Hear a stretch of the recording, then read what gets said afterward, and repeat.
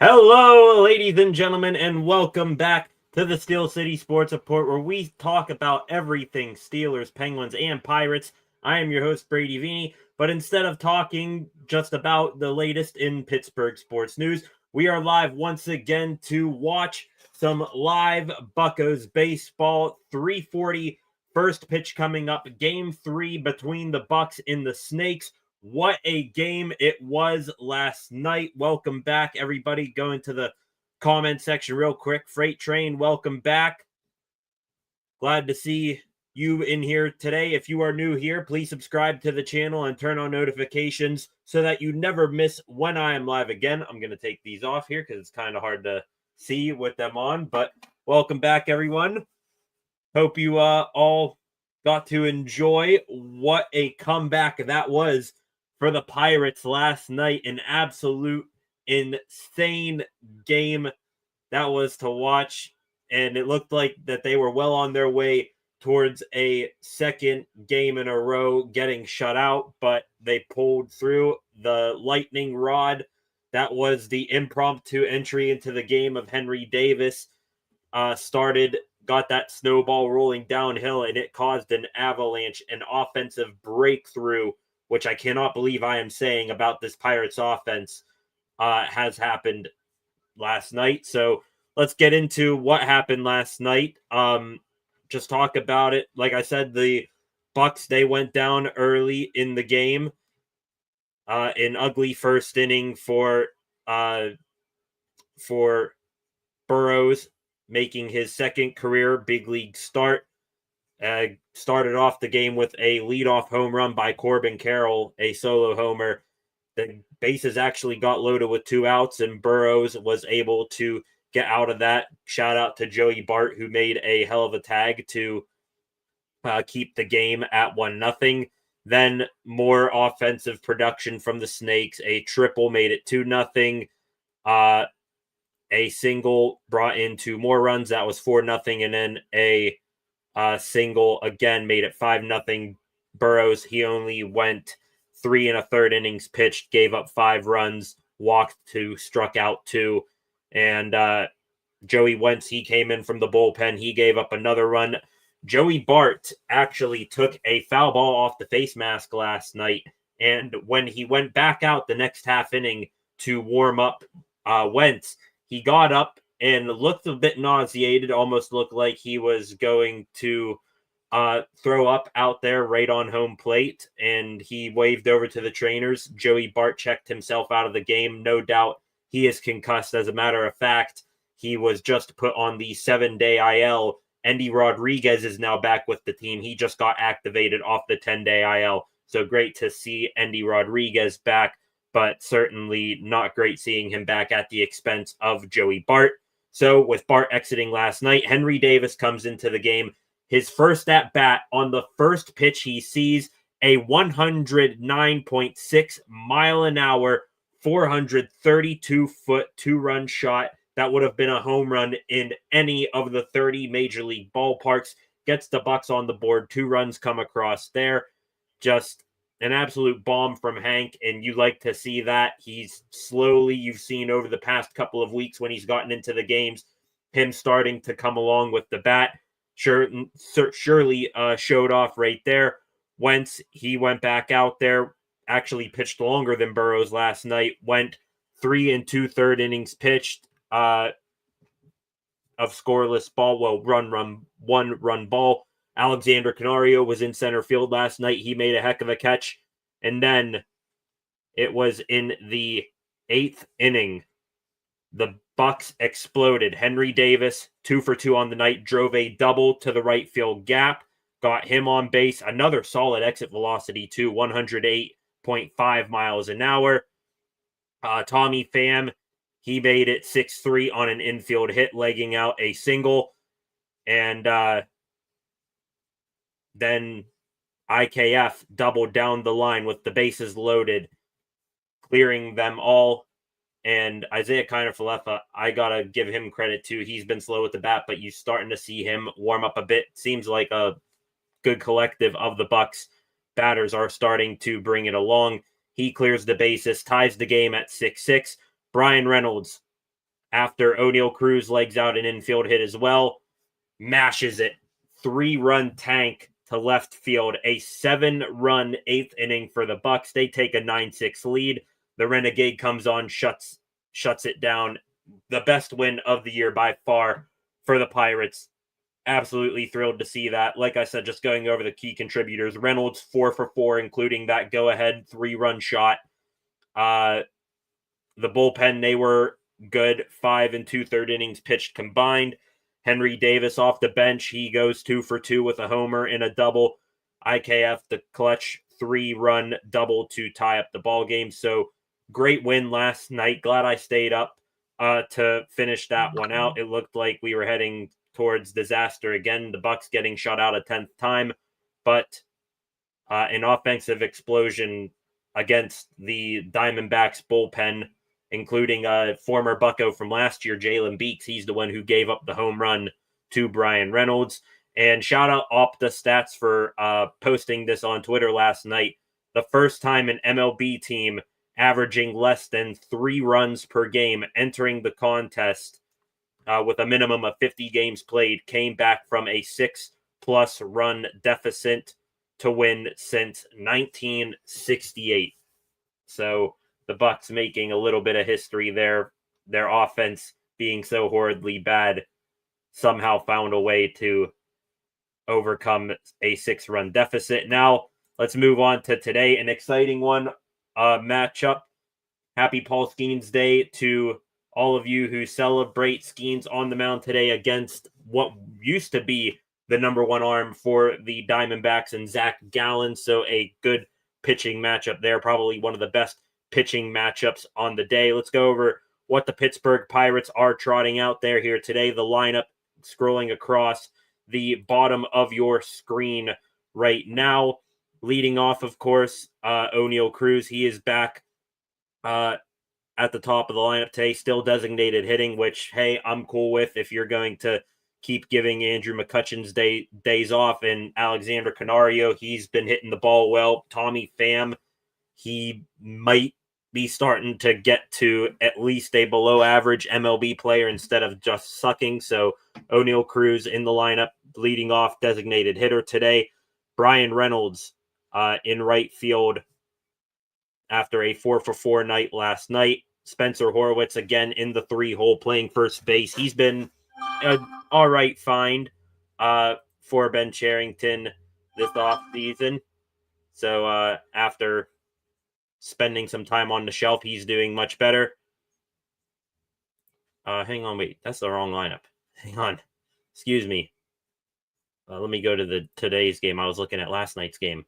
All right, there we go. So yeah, O'Neal Cruz, he's about to lead off here in a moment. He's in center field today. Andrew McCutchen designated hitting. Brian Reynolds in right field. Alexander Canario in left field. Spencer Horwitz batting 5th and playing first base. Henry Davis in there catching, moving up the lineup. He's been batting at the bottom of the lineup. He now bats 6th here today after that display last night. Brian Hayes bats 3rd. Isaiah Kiner-Falefa at shortstop bats 8th. And Jared Triolo will bat 9th playing second base. Paul Skeens on the bump again here today. And Skeens, great stat here from Joe Block. I just saw he posted 2 hours ago. Lowest ERA lowest ERA with games started as a 22-year-old, a minimum of 25 starts since 1995. Skeens has the 3rd lowest ERA behind Babe Ruth in 1917 and Sam McDowell in 1964. So Skeens on a historic pace so far. And now we are getting ready to get this ball game started here. O'Neal Cruz, he'll step up to the plate. Zach Gallen delivers his first pitch of the game. It is an 89-mile-an-hour off-speed pitch at the top of the zone. O'Neal Cruz, pretty big strike zone, but not there. Actually, let me see. I'm going to unplug this here. Hopefully it doesn't mess with anything. There you go. Hopefully, set that there. Hopefully that did not mess with my microphone and y'all can still hear me. Yeah, there we go. We're still on there. Switch over to the speakers here. That should do the trick here. Welcome, 7 of you in here right now. If you are new, please subscribe to the channel and turn on notifications so that you never miss when I am live again. Great to have you here on this late Wednesday afternoon, early evening. O'Neal Cruz in a 1-2 count now to lead off this ball game against Zach Gallen. Gallen winds, delivers. O'Neal Cruz gets a piece of that one. Does not keep it fair. Just about 5 or 6 feet foul down the right field line. Almost started off the ball game with extra bases. Gallen winds, delivers again. Cruz fouls that one off. 87 in the bottom half of the zone. Cruz gets a piece of it. Welcome back, Freight Train. Yeah, that was an incredible game last night indeed. All good. Great to hear that you can still hear me. Also saw the comment about the snake climbing up into your van. That's crazy. Cruz gets a piece of this one. 80 miles an hour. Chops it to the first baseman. Toss to first to Gallen, and out is recorded. Zach Gallen hobbling there. And he is hunched over in a bit of discomfort here. Probably going to get a visit from the trainers. One batter in, and we already possibly have an injury. A 2-chopper to the first baseman today, Pavin Smith. He flips it to Gallen. Gallen and Cruz get to the base at about the same time. Cruz stepping on the right foot of Gallen. So the right foot on Gallen's drive leg. It appears he is all right and is going to continue. The umpire out there near the mound, making sure Gallen is given the time he needs to recoup here. 6 pitches into the ball game, and Gallen going to have a warm-up pitch or two. Here's another replay. Cruz about getting, I'd say, about the last 2 toes on Gallen's right foot there. Didn't get his whole foot, but got enough to make it hurt. Again, Cruz, he's 6'7", 220-some pounds, I bet. Coming down on you at full speed. And Gallen appears to be all right, and we're going to resume action here. So that was the Bucks lineup there at the bottom of the screen. I'm going to switch things over back to this banner. First pitch swinging, Andrew McCutcheon. He'll throw on to first. Eugenio Suarez to Pavin Smith, and 2 quick outs here. 7 pitches into the ball game for Zach Gallen. Yeah, get this up here. I did not have this. There we go. There is the score banner I will have there. I will update it. Arizona Diamondbacks defense just flashed up there for a brief minute. And now Pavin Smith delivers a pitch again in a fly ball to left field. And just shy of the track, Lourdes Gurriel will make the catch. So the Pirates retired quickly. And here comes Paul Skeens. Cue Country Roads, ladies and gentlemen. The greatest pitcher that you may ever seen now takes the rubber. In the meantime, as Skeens gets warmed up, let's take a quick look at the Arizona Diamondbacks lineup. That is at the bottom of your screen right there. Leading off in right field today, Corbin Carroll led off last night's game against Burrows with a home run. Skeens will look to avoid that here this evening. Batting second, shortstop, Geraldo Perdomo. Batting third in left field, Lourdes Gurriel Jr. Batting fourth, designated hitter, former Cleveland Guardian, now with the Diamondbacks, Josh Naylor. Batting fifth, a guy who the Bucks are quite familiar with his time with the Reds, third baseman Eugenio Suarez. Batting sixth, playing at first base, Pavin Smith. Batting seventh, the center fielder Alek Thomas.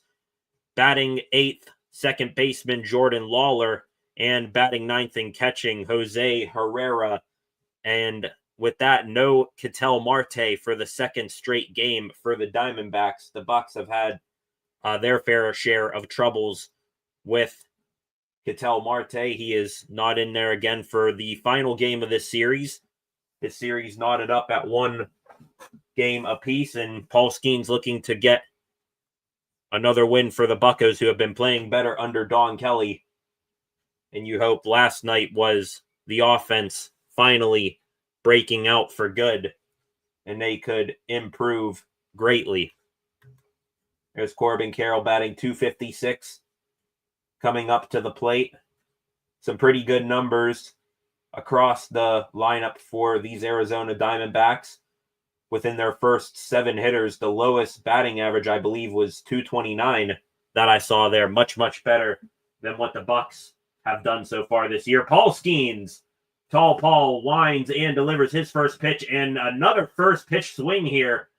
Ground ball to Spencer Horwitz. He'll take it to the bag himself, 1 away. So I believe that now makes 3 straight batters combined that you saw a first pitch swing and ball put in play. That is recorded in and out. Skeens,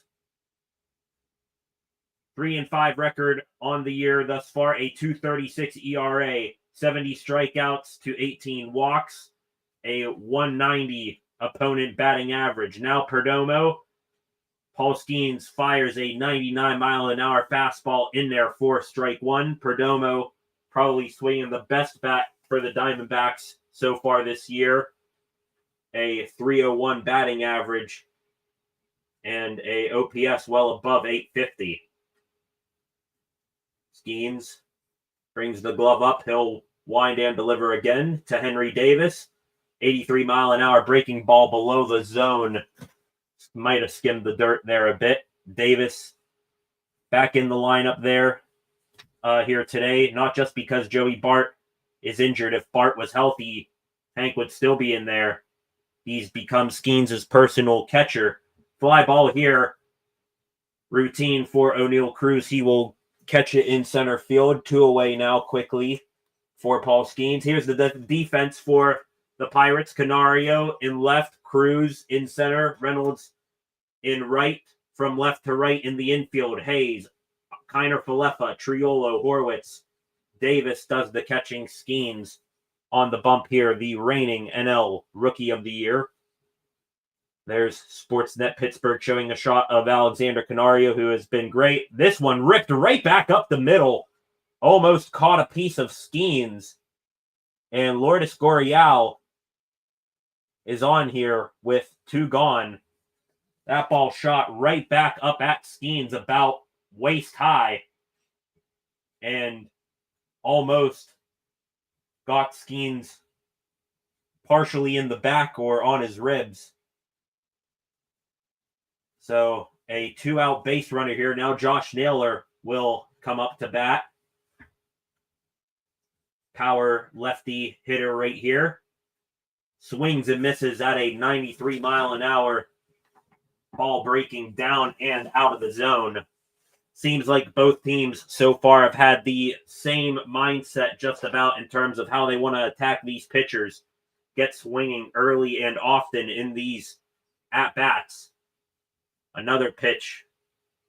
This time misses low and inside to Naylor. Same pitch there, 93 miles an hour on the previous one, 92 that time. Skeens will check the runner at first. Gurriel, decent speed, but not among the elite base stealers in baseball. Swing and a miss again here, 86-mile-an-hour breaking ball that ended up in the middle of the zone, but Naylor thrown off by that. Skeens here. Came set, but now he will step off here. I think Naylor called time. 4th pitch of the at-bat. Skeens hasn't shown Naylor a fastball yet. Gurriel, average lead. Pitch here from Skeens. 89 miles an hour. The ball gets away, and Naylor, he isn't going to even try to go to first. So a swing and miss from Naylor. Davis couldn't handle it. It rolled just about right over to the Diamondbacks warm-up circle there. But Naylor does not attempt to run to first. Davis tags him out, and that will do it for 1 inning of play. So scoreless. A quick first inning there, 11 minutes. Some early swings from these batters on both sides of the ball. The pitcher's not needing to work too hard quite yet. So top of the second, coming right up. 5 of you in here right now. If you are new, please subscribe to the channel and turn on notifications so that you never miss when I am live again. Also, feel free to leave a comment in the comments section, just like Freight Train has done already here today. I enjoy interacting with you guys, getting your reactions to what is going on in today's ball game. Also, like and share this video so we can get some more viewers, as many viewers in here as possible.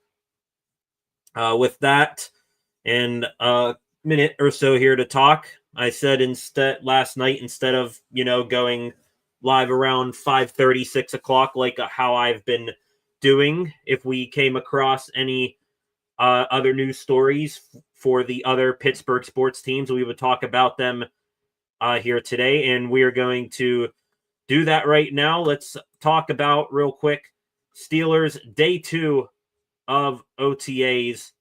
I think those are in the book right now. Just going over each position a little bit as to what happened here today. Today was the Will Howard show. He got a lot of work in today, made great throws. One to Robert Woods, one to Roman Wilson. As for the running backs, Caleb Johnson, 3rd-round pick out of Iowa. He continues to look monstrous.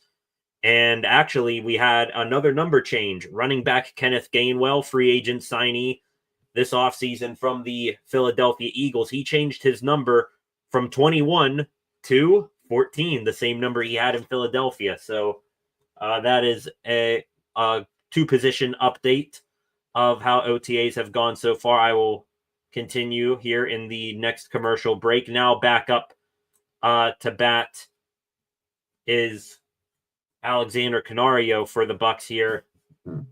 He now is in a 3-0 count. Gallen missing, Canario being patient here. He's on a 5-game hit streak, Alexander Canario is, with a .409 batting average and a 4-pitch walk to lead off the inning. Zach Gallen may be having some control issues here to begin the top of the second. And Canario, kind of like Lourdes Gurriel, decent speed, but nothing game-breaking. He'll reach first. Showing Kevin Young and Brown in the announcer's booth meeting with someone. No idea who that was. Anyways, now steps up Spencer Horwitz. Horwitz has been good for the Pirates since returning from injury, and he's really brought at least a little bit of stability to the Pirates' first base position. They've tried a little bit of everything over there at first, but no one could really hold down that position too well in Horwitz's absence. They tried Endy Rodriguez, then he got hurt, and Manuel Valdez, a second baseman by trade, had to learn the position. Jared Triolo slid over there every once in a while, but Spencer Horwitz, a legit first baseman, now bringing some calmness to that position. 2-1 count here. Gallen had one disengagement just then to Alexander Canario. Horwitz will ground this one up the middle into center field. And Canario flies around second. He gets to third. It wasn't that hard hit, but Spencer Horwitz found the hole up the middle of that infield. Canario racing the third. He's in there, and the Bucks are in business here in the top of the second. Runners at the corners here with nobody out, and Henry Davis swinging a hot bat coming off of his clutch off the bench performance last night. He steps up here in a big spot already early in this ball game. First pitch to Davis. Henry lines this one through, and the Bucks are on the board. Hank smokes it. It will look to be right at Geraldo Perdomo, but he couldn't get a glove on it. And again, first pitch swinging, a 79-mile-an-hour meatball, middle of the zone. And Zach Gallen, he's lucky that was only just a single. If Hank gets under that a little bit, he could have sent out a country mile, and the Bucks are on the board here, 1-0. Now, Ke'Bryan Hayes, he gets one airborne. First pitch swinging again down the right field line. Corbin Carroll makes the catch just before the right field foul ground wall there. Spencer Horwitz will move up from second to third, and the Pirates there jumping on Zach Gallen, one away now.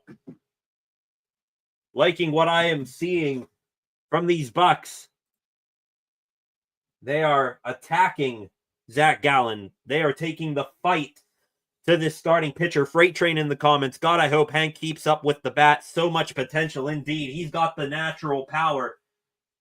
It's just a matter of getting his contact down and getting him still. That he's having issues with this, getting him to use the entire field. Ground ball here. Isaiah Kiner-Falefa, a one-hop chopper to third base, and Henyo Suarez to second for one on the first. It is a double play. So maybe too over aggressive there for Isaiah Kiner-Falefa, but hey, the Bucks, they are on the board. Henry Davis, after Alexander Canario walks and Spencer Horwitz singles, Henry Davis gets the RBI single, and that will do it for the Bucks in the top half of the second. 1-0. Going to switch things back here to Steelers OTAs for a second, see if I can get through the rest of this. So we talked about Will Howard looking sharp today, talked about Caleb Johnson being a monster, and Kenneth Gainwell now taking number 14, which previously belonged to George Pickens. Today in Pittsburgh, and in my neck of the woods here, not too far from Pittsburgh, rainy all day long, really muggy conditions, and that was what the Steelers were out working in here today, and they were working on ball control and security drills all practice long. That's what you saw for the most part from running backs and wide receivers today. Heard from Roman Wilson again. He will be a rookie this year, third-round pick last year, not in this year's draft, but last year, missed all of last season. For the most part, he will be a rookie this year. He's been treating every day like it's game day. He says he feels in good shape with his body and whatnot, coming off of his injury last year. Speaking of coming off injury, a guy who I think could be of the Jaylen Warren, Beanie Bishop type of player, wide receiver Rock Taylor, an undrafted free agent from Memphis. He worked individually today. He seems to be working back from an injury. That has not been confirmed, though. And then wrapping up here on the offense, Broderick Jones, who will be a big focal point this year for the Pittsburgh Steelers. He said he actually slimmed down this offseason. He played at about 325 pounds last year. He is now 305 pounds. This will give him a chance to gain weight during the season and will help him regain some mobility as he switches from right tackle to his natural left tackle spot. So that is an update on the offense from day 2 of Steelers OTAs. Let me go here real quick. Do this. Back to the ball game now. Paul Skeens retakes the mound. A 1-1 pitch there to Eugenio Suarez. That is fouled off, so it's now a 1-2 count. Great movement on that two-seam fastball there from Skeens. Ran back in on Suarez. He actually swung and missed. I thought he fouled it off. But here's the 1-2 from Skeens. 89 below the zone. Wasn't tempting enough for Suarez to swing. And now the count is even at 2-2.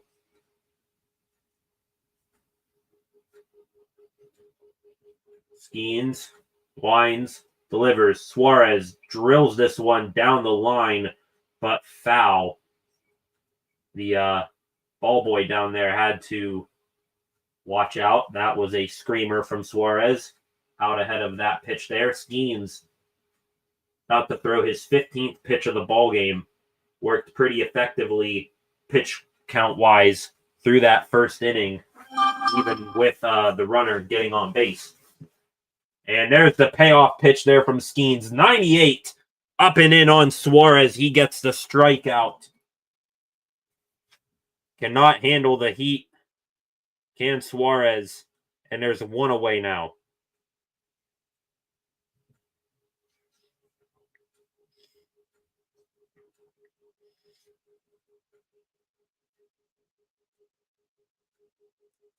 Now steps in Pavin Smith, first baseman today for the Diamondbacks.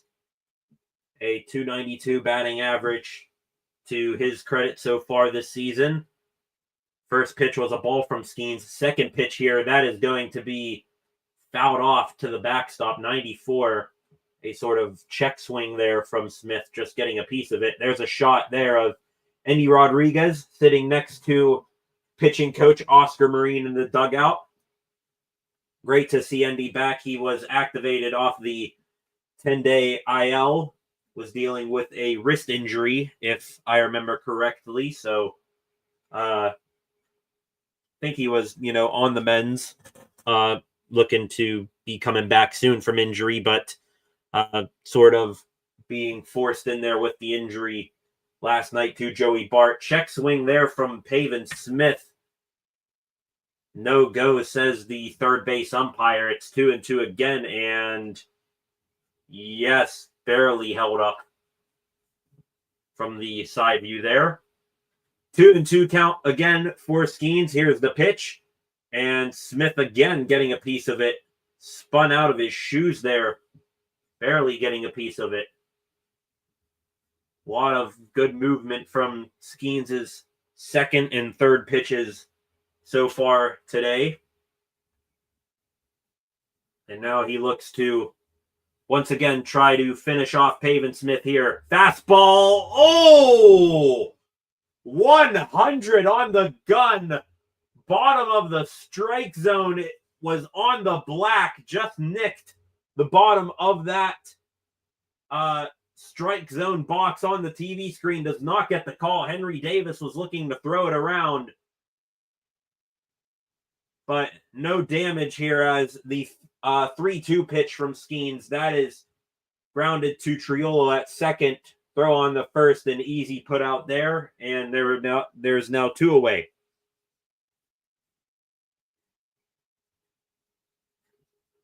Skeens not getting help there from the umpires on the check swing and the non-strike call there. Now it's Alec Thomas, the center fielder. 83 miles an hour. Drops in at the bottom of the zone for strike one.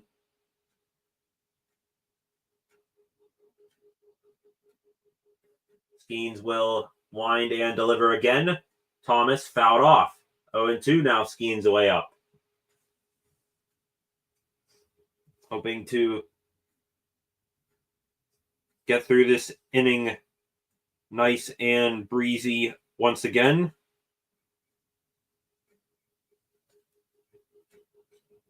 Here's the 0-2 from Paul Skeens. His 25th pitch of the game. This one, 99 at the top of the zone.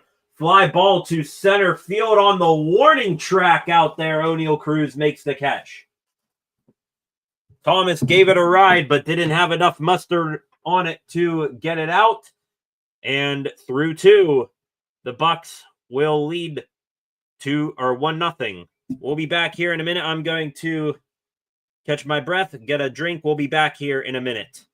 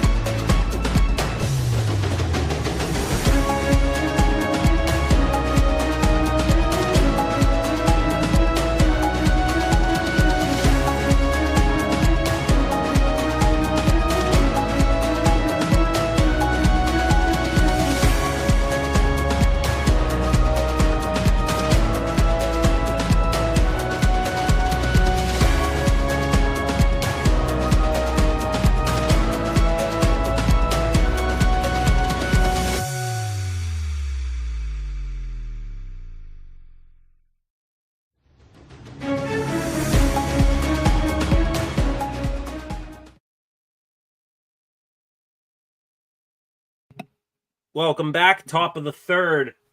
About to begin here. First pitch swinging for Jared Triolo. It's a routine grounder to Perdomo at short on to first. And again, the Pirates, they are attacking the first pitch they see here so far today. And it's worked out for them so far so good. Triolo grounding out there, but Bucks have a 1-0 because of their aggressiveness at the plate so far. O'Neal Cruz now steps up here with one away. This is a 85-mile-an-hour breaking ball from Zach Gallen down and outside of the zone. 1-0 now. Just saw one of the more random things I will see here today. Apparently, the Detroit Tigers, they're in action right now as well. I don't know who they're playing, but apparently a member of their grounds crew got injured somehow, some way. I don't know if it was like a between innings working on the field or whatnot. The grounds crew member got injured, was sitting on the ground getting attended to on the first base side, on the first base line. Appeared to be like a leg injury, an ankle injury, something like that.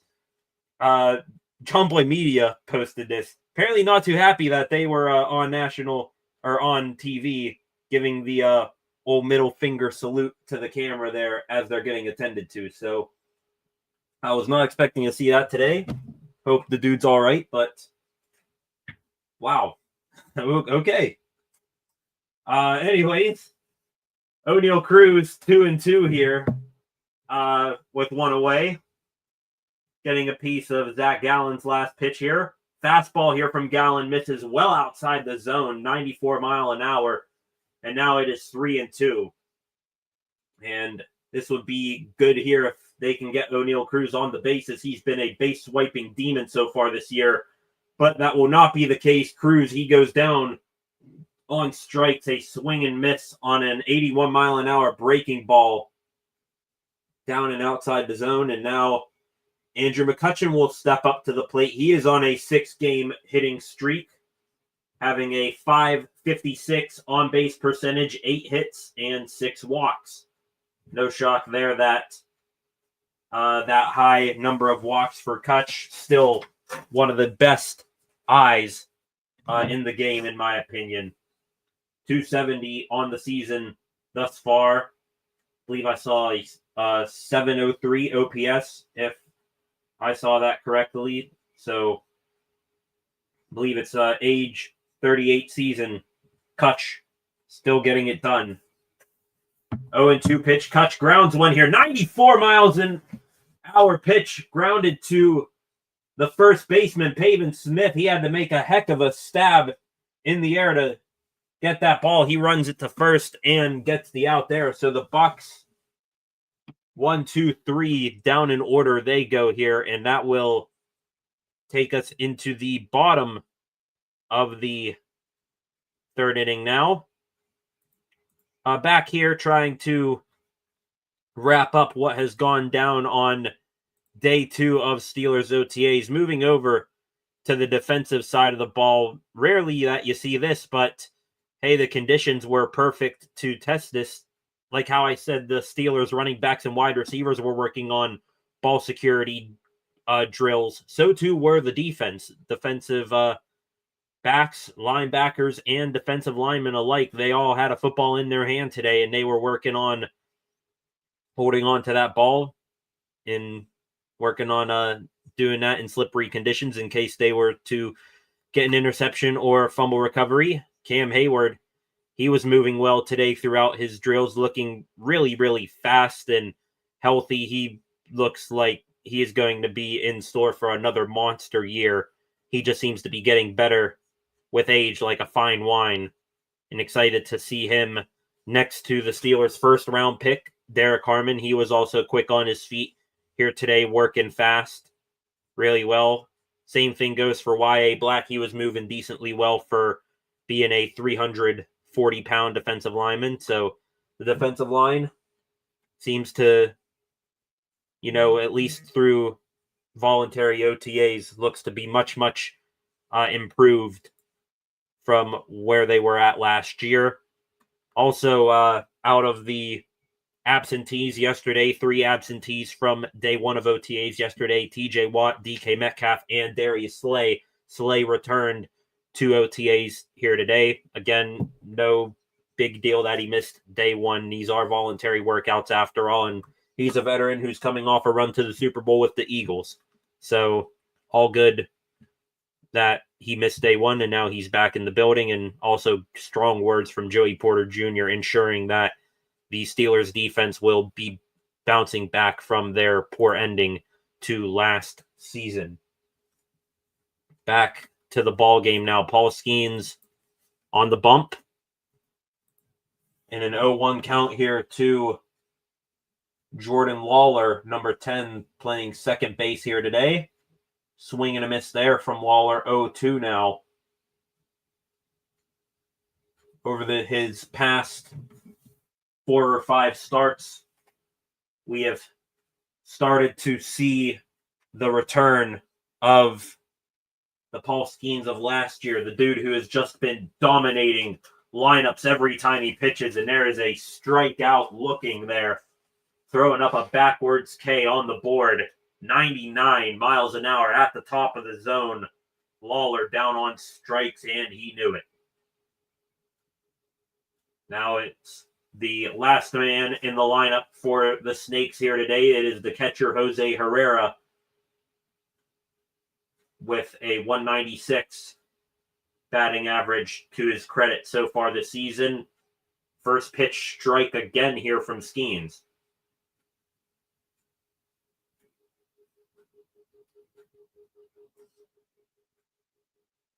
Seemed to be a timeout there from Herrera. Skeens comes set, and he will deliver again. That pitch, 95 outside the zone there. 1-1 now. Again, Skeens, I read you fine folks the stat before the ball game got on their way. Skeens, third in history for ERA by pitchers 22 years old. Let's go to the comment section real quick. Welcome to the party, Flacco. Just waking up. Yeah, great to have you here. Brother in the hospital, been watching his dog. Glad to see you guys on. Welcome. Saw you post or put something in there about your brother last night. Hope he is doing better and will be getting home soon. Pitch there from Skeens. Rings him up again. Got a little bit of a call there, but great frame work by Henry Davis. Back-to-back strikeouts to begin this bottom of the third inning for Skeens. 99 miles an hour again in the top half of the zone. On the outside corner again. 2 punchies for Skeens. Again, I said over the past 4 starts or so from him, he's turned it up, and he seems to be settling into the season. He's pitching like the dominant Cy Young candidate that we saw last year more and more. 0-1 to the leadoff man, Corbin Carroll, up for the second time this afternoon. Carroll swings and misses, 99 miles an hour at the top of the zone. 0-2 now.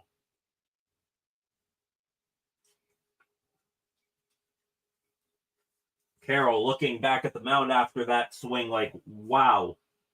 You can see it in his eyes. Carroll gets a piece of this one. It is going to be down, and it will hop over the fence. It's a ground rule double for Carroll. 90 miles an hour at the bottom of the zone. He went down and got it. Reynolds could not track it down, was just about 2-3 steps behind that ball. Bounces off of the warning track and over the right field wall. And the Diamondbacks, they got speed on the base pads here to begin, or I guess here in the third inning here with 2 away. Now Perdomo's up. Carroll bouncing around there in his lead off of second base, trying to distract Skeens. That does not faze him, though. Drops a 94-mile-an-hour pitch on the outside corner for strike 1. 98 miles an hour, right down Broadway, does not get a swing from Perdomo. He'll take a freebie like that. 0-2 now. And Perdomo will take time. A switch hitter batting lefty against the right-handed pitching Skeens. Carroll again dancing around. Skeens not worried about him. There is an 85-mile-an-hour breaking ball. It hit the dirt near the feet of Perdomo. He is claiming that it hit him. And the umpire said that it did hit him, but Donnie Kelly, he is holding his hand up here. And I could not see from that angle there. Skeens' glove was blocking it. And it did, I think, barely clip Perdomo. It actually hit the ground, hit the dirt in the batter's box first, and on the bounce back up, it got, I think, the bottom of Perdomo's foot. So that is a hit by pitch on Skeens. And now, at least it is a force play at any of the infield bases. Lourdes Gurriel, 1-for-1 here today, had a screamer right back up the middle that almost clipped Skeens back in the first inning. He does that again here. He will most certainly bring home Corbin Carroll, who can fly. Skeens threw a strike in there, 99 at the bottom of the zone for strike one. Here is the 0-1. And again, 99, that one was off just a little bit, but not by much. Hank Davis tried to make that look pretty. He did make it look pretty, but did not get the call. 1-1. This pitch on the outside half of the plate, and Skeens gets a call that time. That one was outside, but Davis, the best defensive catcher on this team for a reason. Hell of a job there, framing that one again, stealing a strike there to make it 1-2. There's another pitch, same spot as the second to last pitch.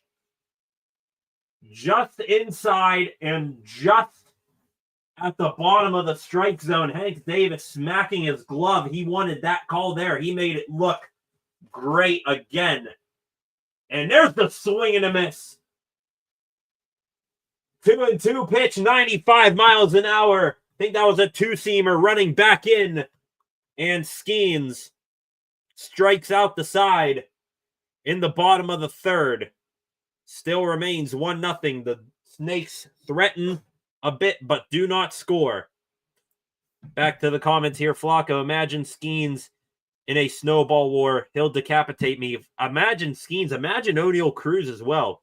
I was trying to find a spot during that at bat against Gurriel to say this, but I know Corbin Carroll is insanely fast. But if, say, Gurriel lines one like 100-mile-an-hour exit velo right back up the middle, and it gets to Cruz, I would love to see that arm power that O'Neal Cruz has against a speed threat like Corbin Carroll round in third, to see how that matchup would do. Thankfully, we didn't get that there because Skeens struck out the side, but I am intrigued by that a heck of a lot.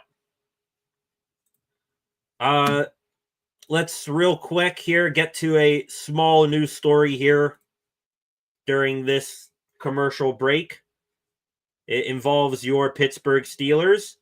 And interesting, former Steelers quarterback and four-time Super Bowl champion Terry Bradshaw. I think he was on a radio show in Arkansas.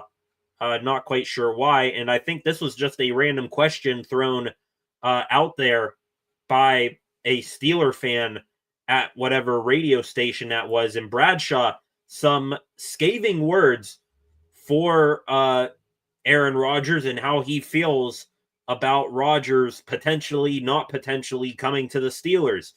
Bradshaw's quote right here, quote, "That's a joke. That to me is just a joke. What are you going to do? Bring him in for 1 year? Are you kidding me? That guy needs to stay in California. Go somewhere and chew on bark and whisper to the gods out there. Terry Bradshaw not pulling any punches there, talking about Aaron Rodgers, pretty much calling him a hippie. And, maybe there's some truth there to Bradshaw's statement. The 1 year and done plan, most likely what it would be for Aaron Rodgers. I have my skepticism about that. But here's a ground ball here, and it's botched there by Jordan Lawler. Brian Reynolds on the second pitch of his at-bat grounds it a chopper to the second baseman Lawler. A two-hopper. The second hop looked to be a high one. Hit off of the cuff of the glove and bounced away. Reynolds will reach first on an error from the second baseman Lawler. Finishing up my thoughts there on Terry Bradshaw's comments. Again, Bradshaw, I'm sure he's skeptical of Rodgers, kind of like how all of us are deep down. But again, Bradshaw, he's still, I think, on that same exact interview with that Arkansas radio station. He's still defending Kenny Pickett to death, like he's going to die on that hill that Kenny Pickett's going to be this elite quarterback in the NFL. So, Flacco in the comments, LOL, hey, I can't be mad at Terry. It's now a young man's game indeed. I mean, there's some truth to that. I mean, to his comments. I certainly, at this point, would rather just stick with Mason Rudolph and Will Howard. Maybe, I don't know, if you want to take a flyer on like a guy who could be a backup or third quarterback, however you put Will Howard on the depth chart. Maybe I saw someone float out the idea of maybe trading for Will Levis out of Tennessee now that Cam Ward's down there. Still got not the most flattering free agents out there, but one of them, Snoop Huntley, who was a Pro Bowl reserve a couple years ago. So, and also there's the Kirk Cousins trade rumors, but I think we all know that is less likely to happen. A 3-0 count again on Alexander Canario, kind of like his first at-bat, and rightfully so. He'll just watch that fastball right down the middle after seeing 7 straight balls to you from Zach Gallen. I do the same thing. Here's the 3-1, and helping Gallen out there is Canario, breaking ball 79 miles an hour. Started in the zone, broke down out of the zone, and Canario swung and missed. 3-2 again on Canario. Reynolds at first. Could see him in motion here. We will see. But before the 3-2 offering, a pickoff move over the first. Reynolds back safely.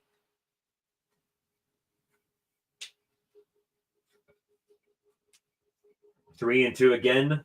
Gallen about to throw his 39th pitch of the ball game. 92 top of the zone. Canario fouls it back and out of play.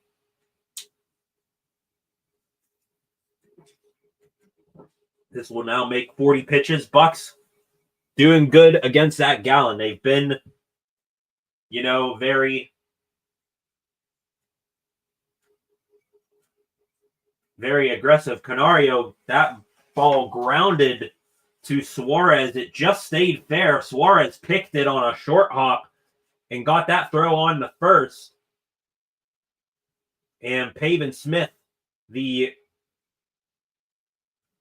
left-handed first baseman, picks it on a hop. So Canario, he's out, but that ball hit softly enough to where there wasn't a chance to turn two there. Now Spencer Horwitz back up. He'll chop this one to first base. Horwitz grounds out. Smith steps on first. Reynolds up to third now. And now Henry Davis swinging a hot bat. Will come up to the plate here, looking to do well once again.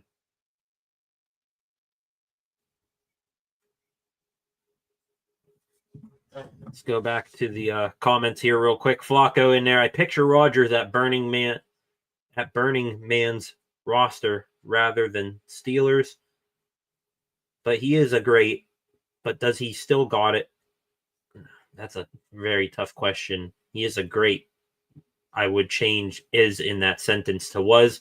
Cons outweigh the pros to me. I can't have my QB worried about anything else than football. So, yeah, I agree there, Rodgers. I mean, he's doing podcasts. He's doing,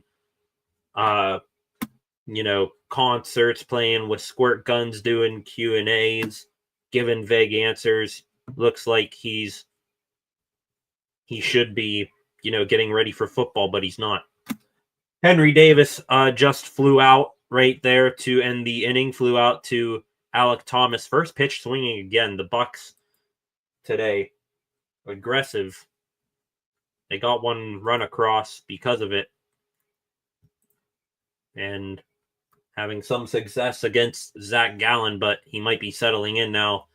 I'm going to take a real quick break. That was the top of the fourth inning. Now we head to the bottom of the fourth inning. It is still 1-0 Bucks.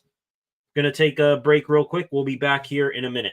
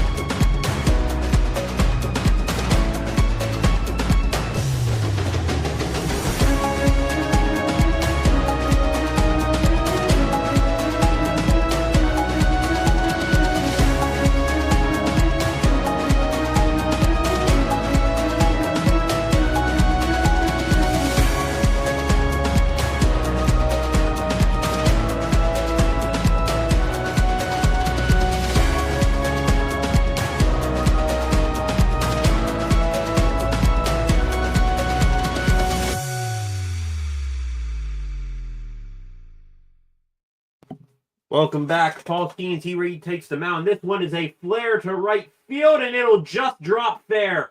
Reynolds, he'll fire towards second and hold Josh Naylor to a single. I think that was either the first or second pitch of that at-bat to Josh Naylor. And he skied one. That one was up there for quite a bit, but into no man's land down that right field line. Reynolds couldn't get to it. The second baseman, Triolo, couldn't get to it. Neither could Spencer Horwitz, the first baseman, backtracking into right field. So a base runner immediately for the Diamondbacks. Now Suarez back up. 97, bottom of the zone. Check swing. The appeal to first says he did go. So a ball turns to a strike there for Paul Skeens. 0-1. Skeens, his pitch count just a little bit higher so far than Zach Gallen. That was his 48th pitch, was fouled off into the Diamondbacks dugout, and then it ricocheted back out into the field. Suarez struck out in the second inning. Paul Skeens,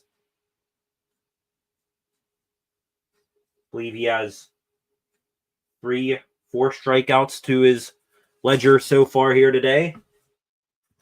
0-2 here from Skeens. Suarez, this is going to be a lazy fly ball out to left center field. Canario coming in. He'll make the catch easily for out number 1. Burning Man is a hippie fest. Yeah. Rodgers definitely seems to be of that type. Definitely the most interesting quarterback, I'd say, in NFL history. He should have done those what was the beer brand? It was, he is the most interesting man in the world. That could be Aaron Rodgers. He is the most interesting quarterback in the world. One day he could be on the field throwing for 4 touchdowns and 380 yards. Another, he could be in a darkness retreat cave with ayahuasca. Who knows? Pavin Smith now up to bat here. Swing and miss from Skeens. 1-1 pitch here to Smith. Skeens pausing. And now he delivers. 98 outside there for ball number 2. Smith gave Skeens a little bit of a fight, but ultimately went down on strikes. In his first at-bat, 94 there, check swing, and the third base umpire saying Smith went there. So Skeens, his pitches, his breaking pitches, they've been borderline. And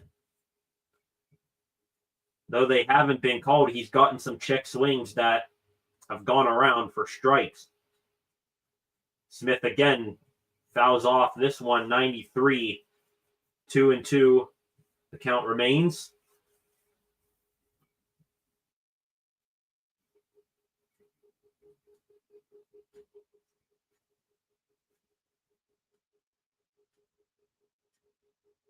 Skeens checks the runner at first. Delivers the 2-2. Smith, good piece of this one, hit down the right field line, but well foul. I'm not sure if that would have reached the seats or if it would have hit that protective netting. Either way, the count remains 2-2. Skeens, this will be his 56th pitch of the ball game. 89-mile-an-hour breaking ball, swing and miss for the strikeout.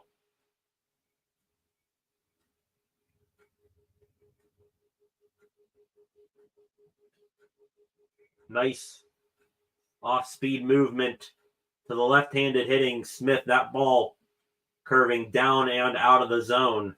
Impressive pitch there from the right-hander Skeens.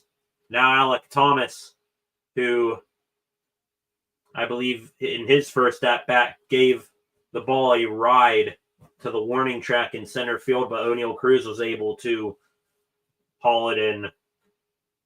First pitch strike there from Skeens. Fooled Thomas a bit. I believe he was looking to turn away from that pitch, thinking it might get him, but it was called a strike.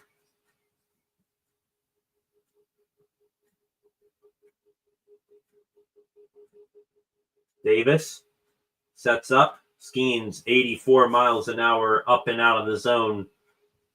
Not a competitive pitch there. 1-1 now.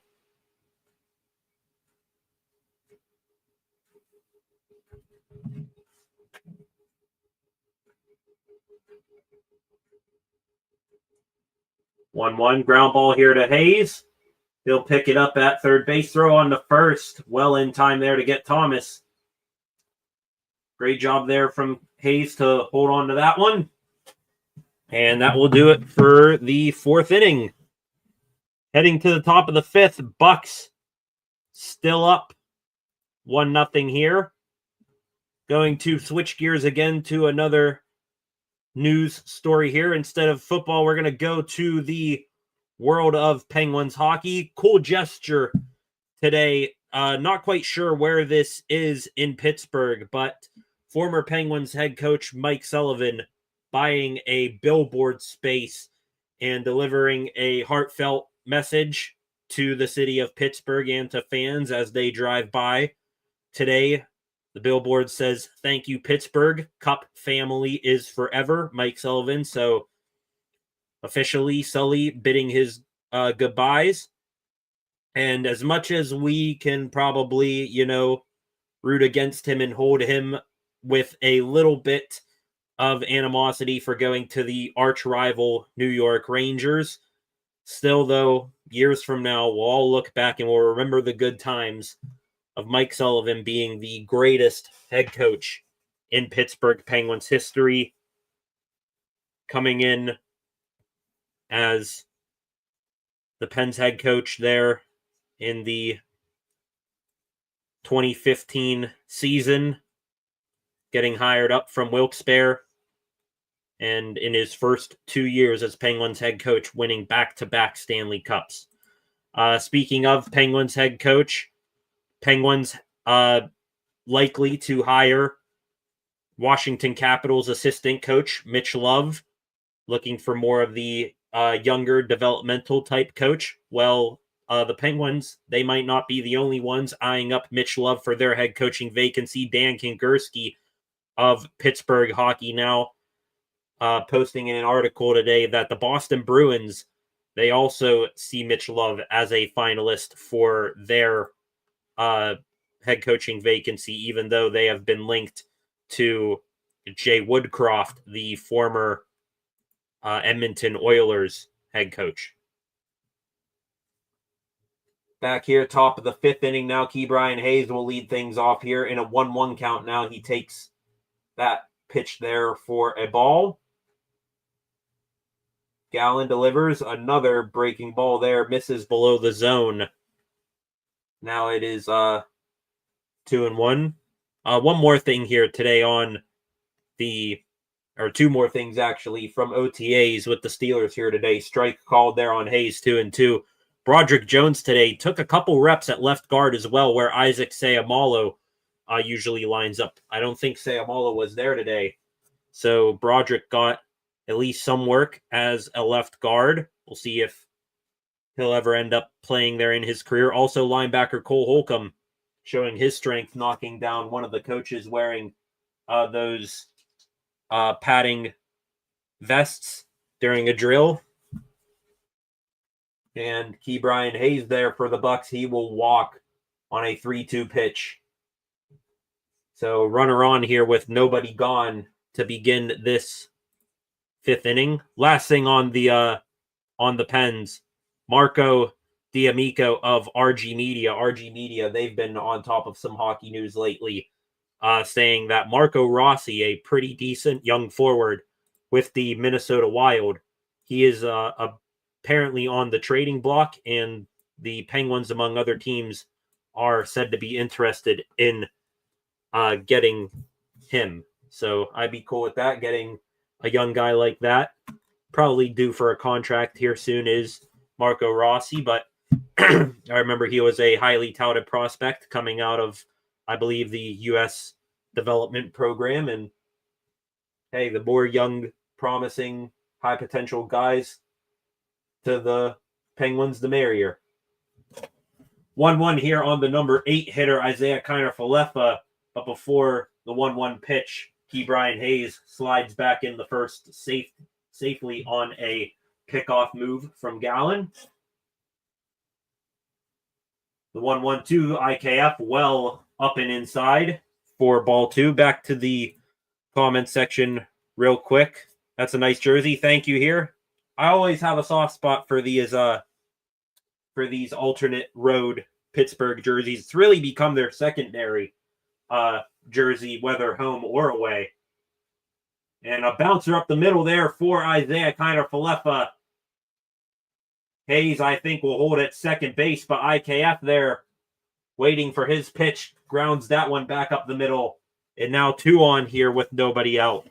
Back to this jersey. Like it. Of course, repping Skeens here today. Got the 30 on.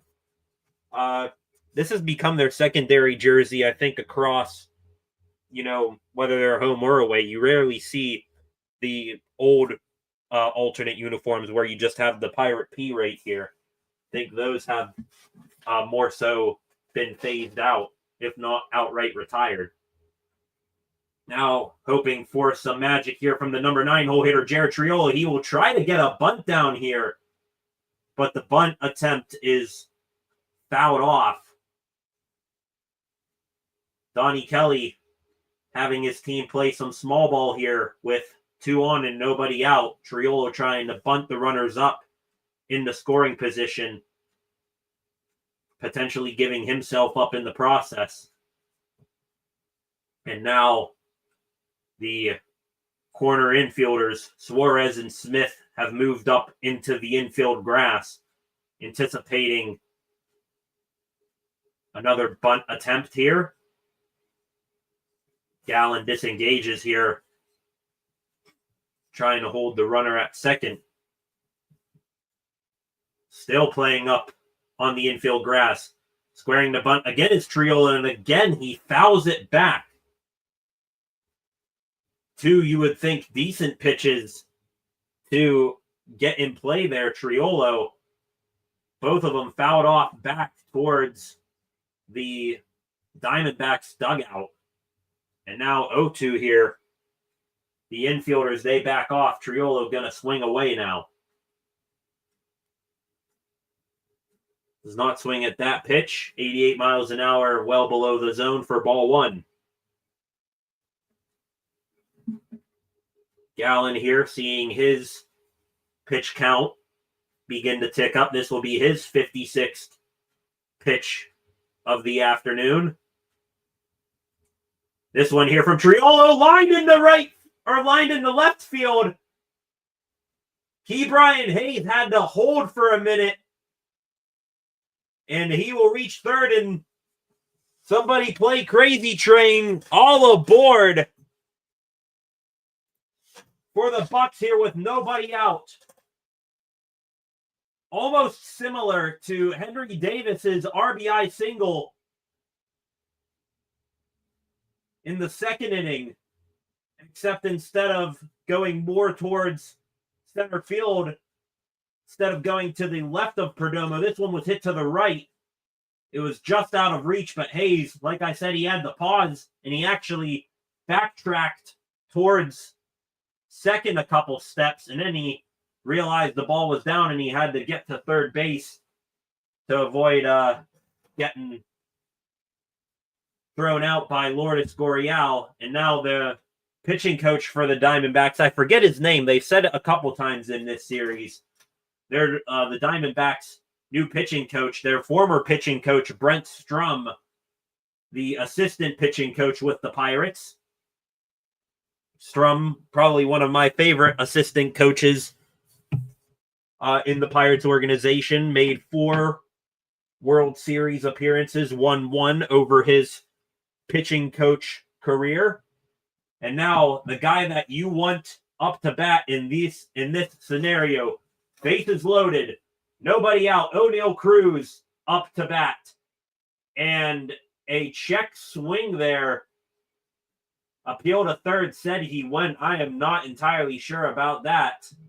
And now that I see, that one's tough. It could have gone either way, but my problem with that is Pavin Smith, the Diamondbacks first baseman a couple innings ago, he had a similar check swing, and he did not get rung up on it. Cruz does there. Second pitch of the at-bat was a breaking ball in the dirt for ball one. The 1-1 here from Cruz. And that pitch getting a call there is Gallen. 91, a smidge inside.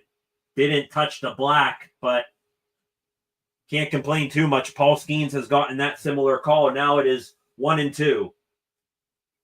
Gallen delivers 80 miles an hour again. This time is down and outside the zone, 2-2.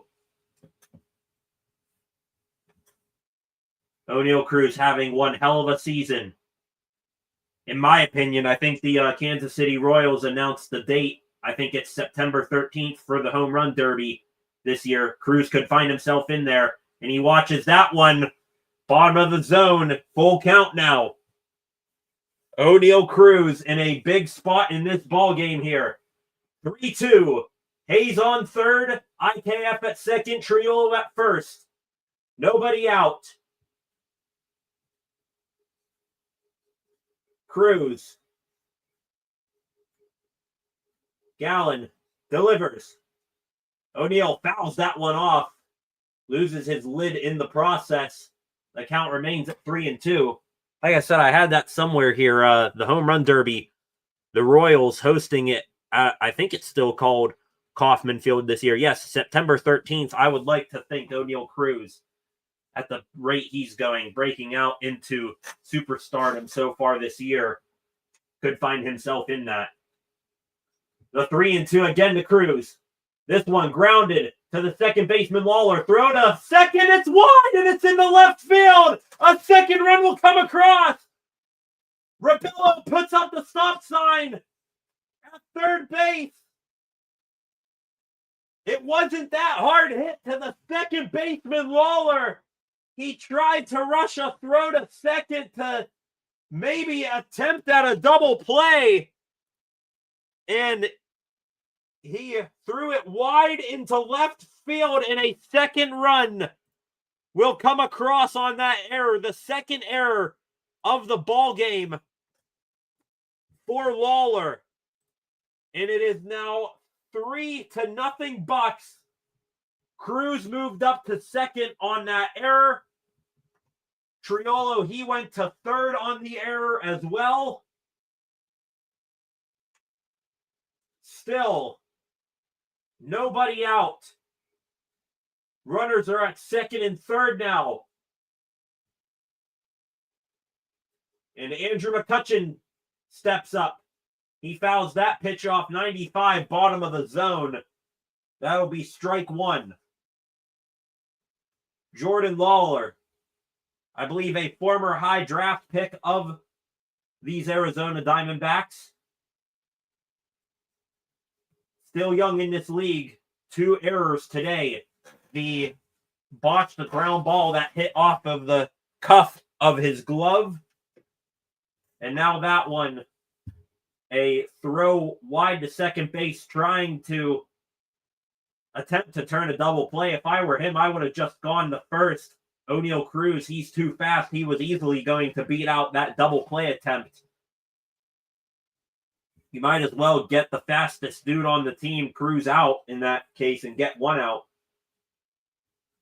But instead, the Diamondbacks get no outs and the Bucks get 2 runs. McCutchen now in a 1-2 count. Zach Gallen working hard.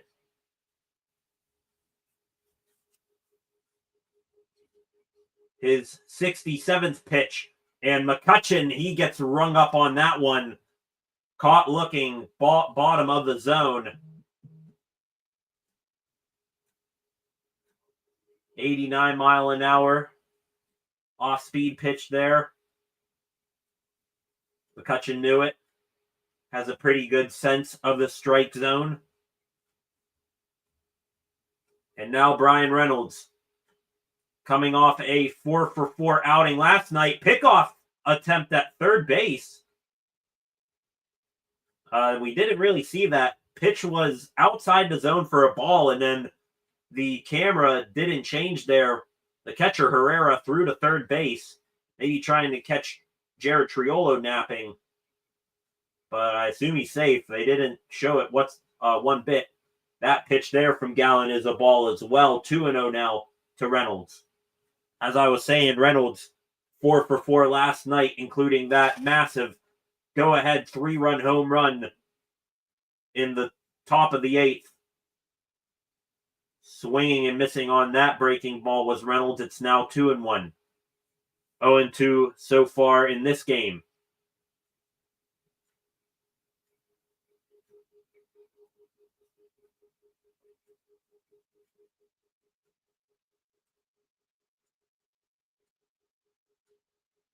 Two and one. Reynolds this time swings and misses again, but instead of a breaking ball, it is a 94 mile an hour fastball at the top of the zone. 2-2 now.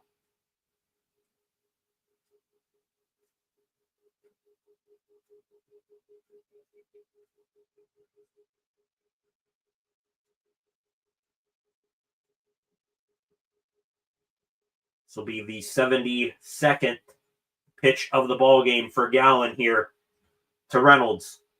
Again, not a forced play at any of the other bases. First base still empty. Reynolds fouls that one off. 94, pretty much in the middle of the zone there. Fouled off.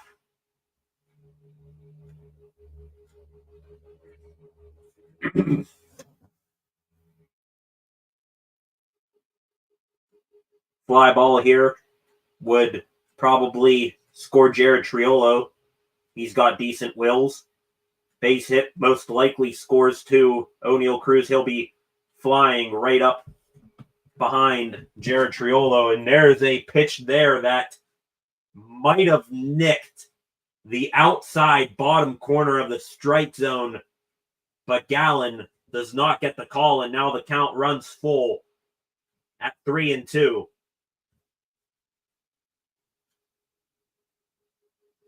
Reynolds takes his timeout, steps out of the box.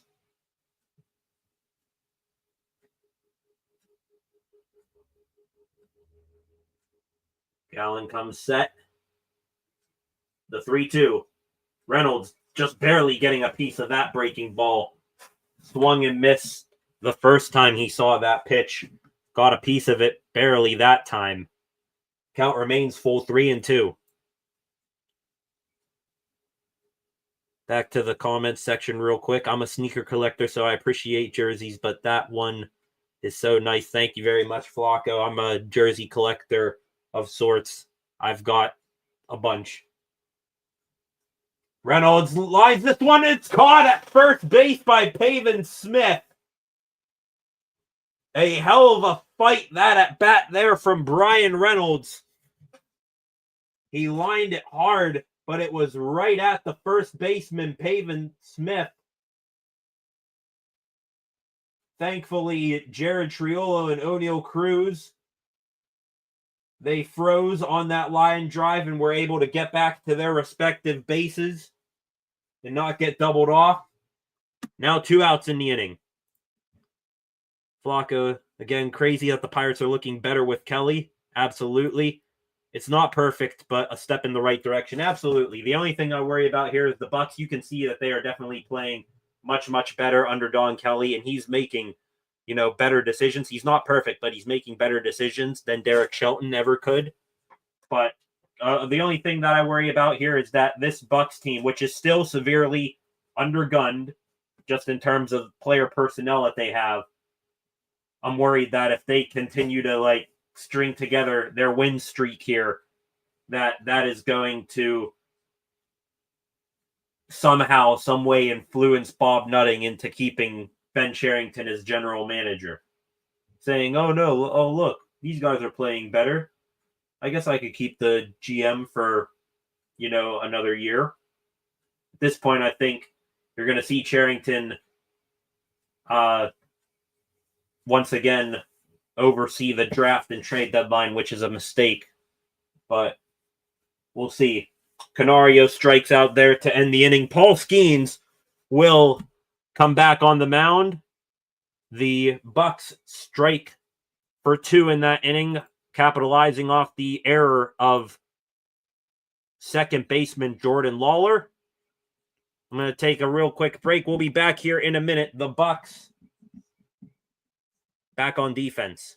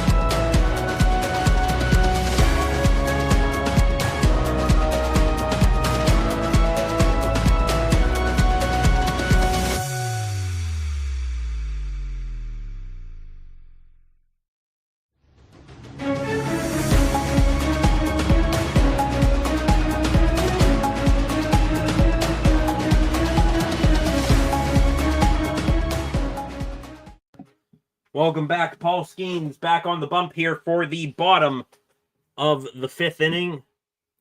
Pirates up 3-0 now after scoring 2 runs in the top of the 5th inning. Jordan Lawler, 2 errors in the field in this ball game. 0 for 1 at the plate, which I think he's hitless so far this year in 17 plate appearances, if I remember correctly, for the Diamondbacks. And now he's 0 for 18, skies that one into foul territory. Great job there by Isaiah Kiner-Falefa. Great tracking skills there. Gets a glove on that. Pretty, decently deep into left field down the line in foul territory. Gets that catch. Nice job. One away. Which, another thing, too, the Bucks, they've been better on defense as well. It's not just at the plate, too. They have improved in the field as well. O'Neal Cruz, he's settled into center field. Alexander Canario's been a decent find out there for the outfield. And Isaiah Kiner-Falefa, earlier in the year, it seemed like you were holding your breath every time he made a throw from shortstop. He's cleaned that up and showing why he's a gold glover on a play like that right there. Jose Herrera now up 1-1. Count to him. Skeen's about to deliver that pitch.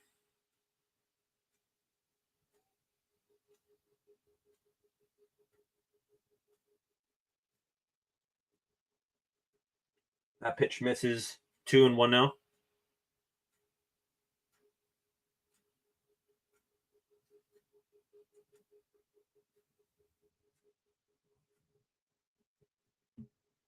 Two and two now.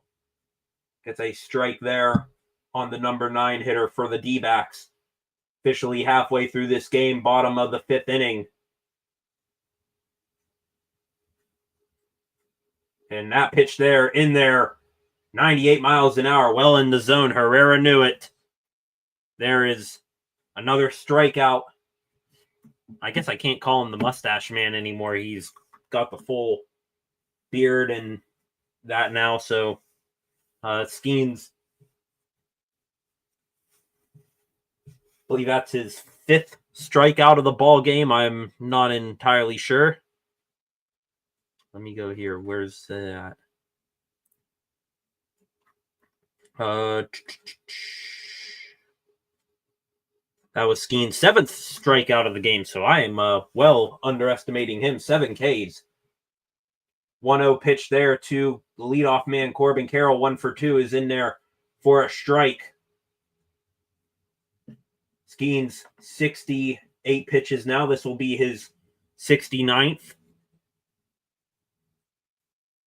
Carroll will step out, call his 1 per at-bat timeout right there. That pitch there, 98 miles an hour. Just missed inside. 2-1 now.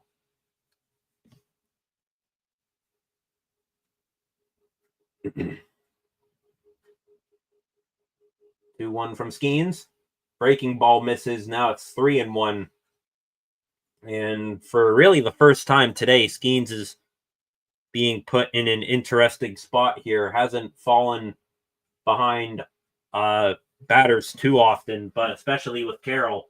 You don't want to give him something to crush, and you don't want to walk him and put that speed on the base pads. Great pitch there from Skeens. Bottom of the zone. All Carroll can do is foul it off. Now the count is full. 3-2.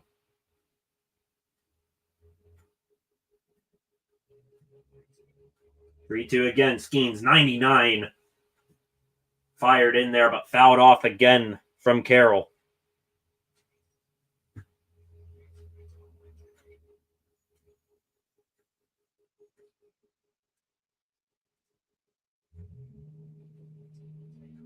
Happy early birthday to Paul Skeens. Turns 23 tomorrow. Fans there with signs saying happy birthday, Paul. Ground ball here to Spencer Horwitz. Flip on the first. Skeens covering the bag. Gets the out. A 1-2-3 inning for the Bucks ace, Paul Skeens. And we head now to the 6th. The Bucks still up 3-0.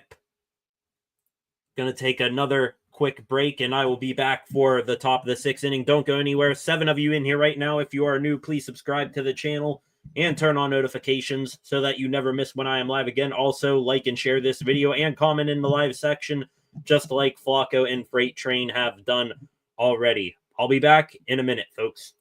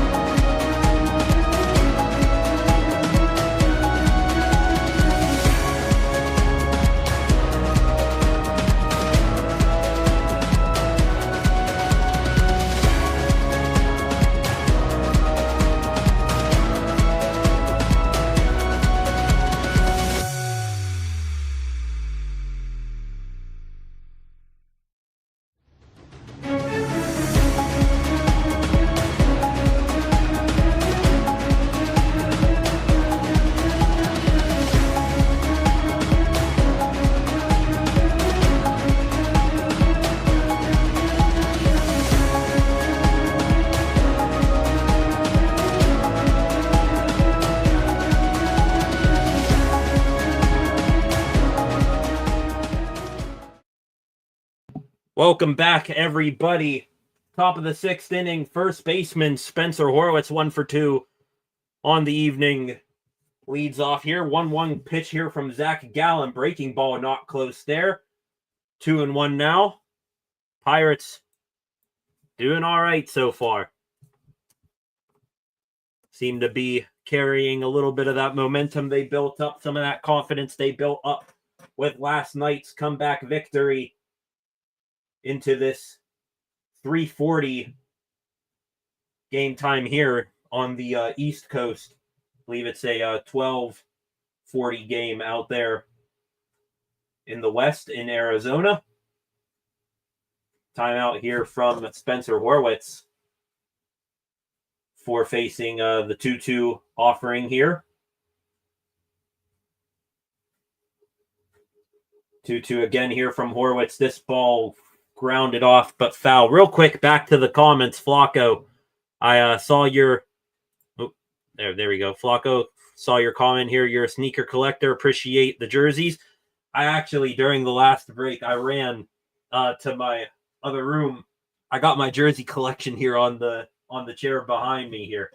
So during the next commercial break, I'll show you those that I have. I'm a jersey collector. You're a sneaker collector. We're both kind of cut from the same cloth in that sense. 3-2 pitch to Spencer Horwitz. Just misses below the zone. And Horwitz is on to begin the top of the 6th inning. Now Henry Davis will come up to the plate.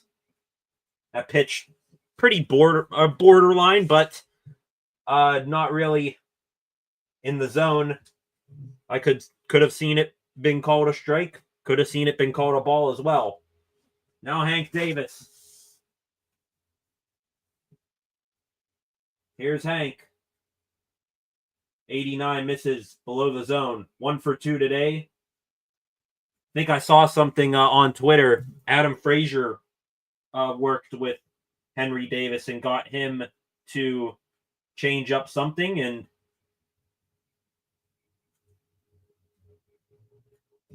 I guess we're cutting Adam Frazier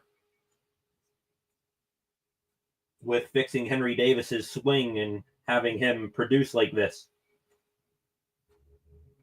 Looking at Twitter here, haven't been on all that much during the game, trying to see if there's any other news going down. Pitch there Ooh, that's a tough one there for Henry Davis to chew on. 2-0 pitch on the inside corner of the strike zone there. He's been trying to get that pitch framed all day long.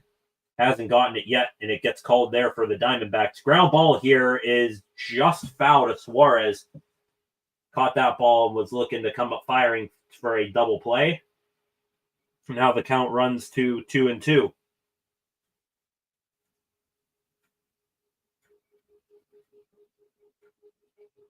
Cam Hayward posted on X 19 minutes ago, talking with my wife. Let's say you have a best friend coming into town and you say they are sleeping on the couch. Do you put a sheet on the couch? Interesting things going on in Cam Hayward's life.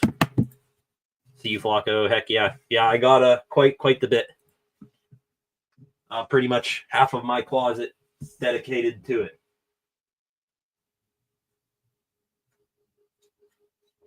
Two and two here on Henry Davis. This pitch is in the left center field and down for a hit.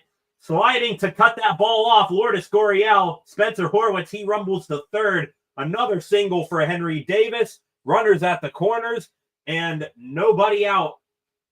Buccos, their bats are back in business here again to begin this sixth inning. Henry Davis now 2 for 3.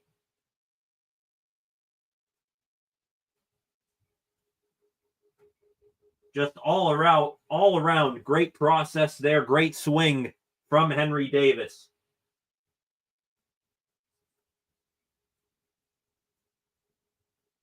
Now Ke'Bryan Hayes. Hayes flares this one into center field, and it's down. Horwitz is in to score, and the Bucks, they're getting run support for Paul Skeens. You feel a different kind of joy when you see that, because that seems to be quite a rarity. It's now 4-0. Ke'Bryan Hayes comes through.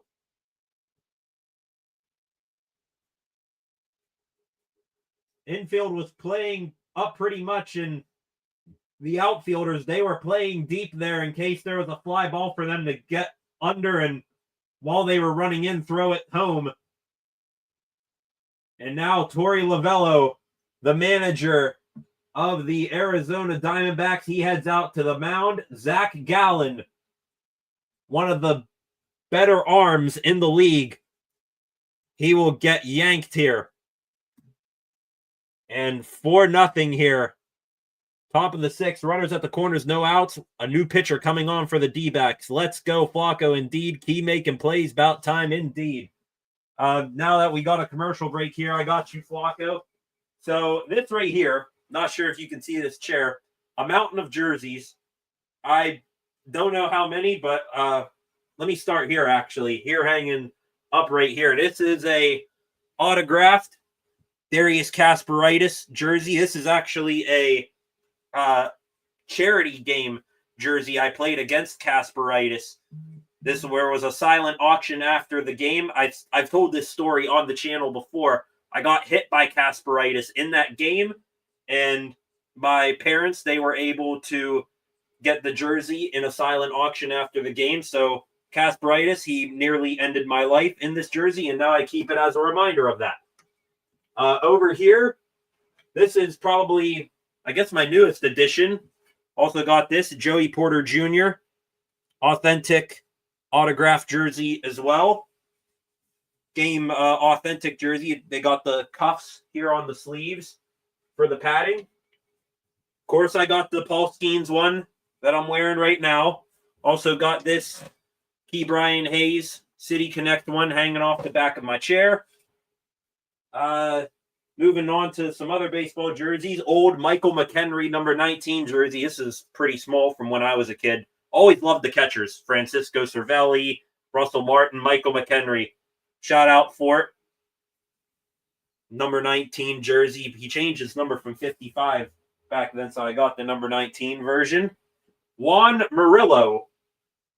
Have no idea who this guy is. I'm not quite fond with his game. He's on the pitch for the Diamondbacks. This one here, old throwback style uniform for the Bucks, Corey Dickerson.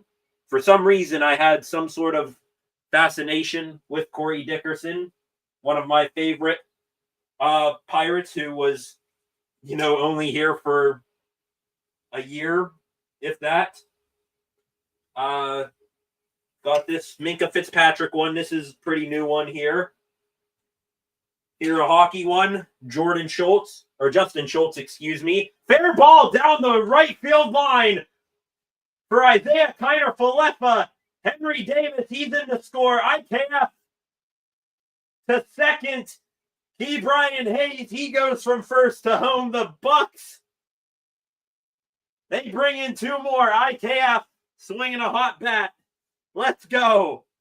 I'm going to finish out this half inning. There's the Jordan Schultz auto. It's kind of hard to see. There it is. Kind of shimmering there. Jordan Schultz autograph. But there we go. Let me set those right there for the time being. Isaiah Kiner-Falefa down the right field line into the corner. Brian Hayes, he was rolling, and he gets home without a throw to the plate even. Now Jared Triolo lines one back up the middle. It hit the pitcher, and he reaches. It's first and third again with still nobody out. Jared Triolo ripped one. It hit the pitcher. Wow. Wow. Let me update the score bug here. 6-0 Pirates. Jared Triolo, I think that hit the leg of the pitcher Murillo. And he looks fine. He's going to stay in the ball game. Still nobody out here for the Bucks. Run production for Paul Skeens. What kind of world are we living in here? Back to the comment section real quick. Flacco and Freight Train, you guys reunite. Holy damn, I'd framed some of those. Yeah, working on getting those framed. Indeed. Especially the Joey Porter Jr. one right there. That's hilarious. Those are clean. Most autographed is wild. Those are I think the ones that I do have autographed. I got some other ones here that are actually like wearable for me. Let's effing go. Indeed, Flacco. Indeed. Oneil Cruz now back up. Surprisingly, is he the only one? No, I think him, McCutchen, maybe Reynolds. Those are the only guys without a hit here today. 0 for 3 so far today for Oneil Cruz. Runner goes and into second base with a stolen bag. Jared Triolo just getting in there ahead of the tag. Moves up 90 feet. Now 2 runners in scoring position with nobody out. Took an average lead, and the jump, I don't think was his best, but he gets in there ahead of the tag. 0-2 now on Cruz. The pitch high, almost went to the backstop. Herrera had to reach up in a hurry for that one. That is Jared Triolo's 5th stolen base this season. Infield is playing in, trying to prevent a run. Swing and a miss there from Oneil Cruz. 99, pretty middle in the zone. Doesn't get a piece of it. He's down on strikes. And I guess if Oneil Cruz ever picked a day to be in a little bit of a funk at the plate, today would have been the day, because it is the bottom of the Bucks lineup that is producing. Now Andrew McCutchen up. Like I suspected, he too is 0 for 3. Today. He'll ground this one. It is a fair ball to third base, juggled by Suarez, but he'll still get Andrew McCutchen. Run does come across to score. You will give an out for a run. 7-0. The infielders were playing up. I don't think Andrew McCutchen was expecting that ball, to be fair. Suarez looked like he was trying to come home with the throw initially, but the juggle, the ball popping out of his hand, costed him that opportunity. He'll still get McCutchen at first. 2 outs now, 7-0 Pirates. Brian Reynolds up at the plate now. First pitch to him, 100 miles an hour, up and outside for ball 1. Jared Triolo, 90 feet away from making this an 8-0 ball game.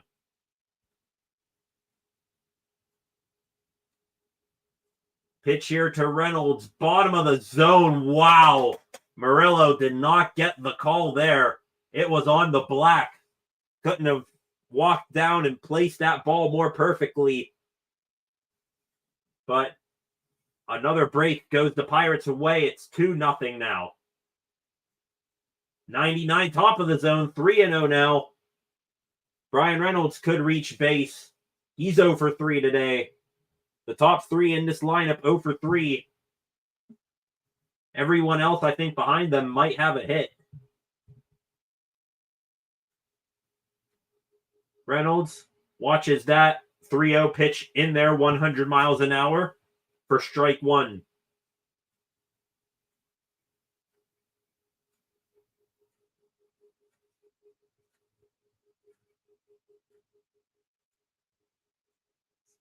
Reynolds. One pitch, one spot here, looking to drive something. And he does drive it into right field. And Corbin Carroll tries to slide and stop it. It gets past him. Brian Reynolds, he's rumbling. He's going for 3. It is a triple. Standing up for B-Ray. And it is an 8-0 Buccos lead. Let's go. Hell yeah. Corbin Carroll trying to cut that ball off. I don't understand why he just didn't take a deeper, route to cut that off. The run was going to score either way. He was trying to, I guess, hold Reynolds to second base or to first base. Instead, he gives up second and third base, sliding and letting that ball go past him. 8-0. Nothing going right for the Diamondbacks today. Everything going right for the Pirates. Another run now 90 feet away. Could the Bucks put up a 9 spot for the second game in a row, looking to score 9 runs? Alexander Canario hits this one to left field, but it is going to be caught out there by Lourdes Gurriel. But a productive inning for the Bucks. Flacco, glad to see everyone stepping up with Cruz having not so good of a game. Holy crap, indeed. The Pirates, the offensive explosion. It wasn't a fluke last night because they are proving that the Bats have showed up today. A 5-run 6th inning. Unbelievable. Let me get a drink here real quick. That was exhilarating. What a job there for these Buccos. Back here for Flacco. Know you guys enjoying this. Sort of got a mountain here. Oh, just a loose hanger there. Genny Malkin. This is my pride and joy, my go-to pretty much every Penguins game. My second go-to here somewhere, Patrick Hornquist, one of my all-time favorite Pittsburgh Penguins. I kind of playing hockey when I was young and playing hockey in high school. I wanted to mimic my game after him. Wasn't the biggest guy, but damn it, he would go to the front of the net and he'd be a pest there. And I absolutely admire that. Another loose hanger here, probably from the one I'm wearing now. Kenny Pickett, Pitt jersey. Pretty much this is my only Pitt jersey. And even though I will mock him because he's playing for the Browns, and I hate that things didn't work out with the Steelers, I'll still won't forget Kenny Pickett and what he did for Pitt, my alma mater, winning that 2021 ACC championship. Got some other ones here. TJ Watt, home jersey. Najee Harris, color rush jersey. Got a George Pickens jersey here as well. I think that one actually is my sister's, but for some reason she gave some of her jerseys for me to keep hold of for now. Now we are back here for the bottom of the 6th inning. Geraldo Perdomo leads it off. First pitch swinging here. Oneil Cruz on the run to the left center field notch, and he will get it there for out number one. Skeens, 75 pitches now on the day. Gotta wonder if this will either be his last inning or if he can get through this lineup or these batters here in less than 10 pitches. He might go out again. Let me update the score bug here. It is bottom of the sixth inning, an 8-0 Pirates lead. An insane offensive output again.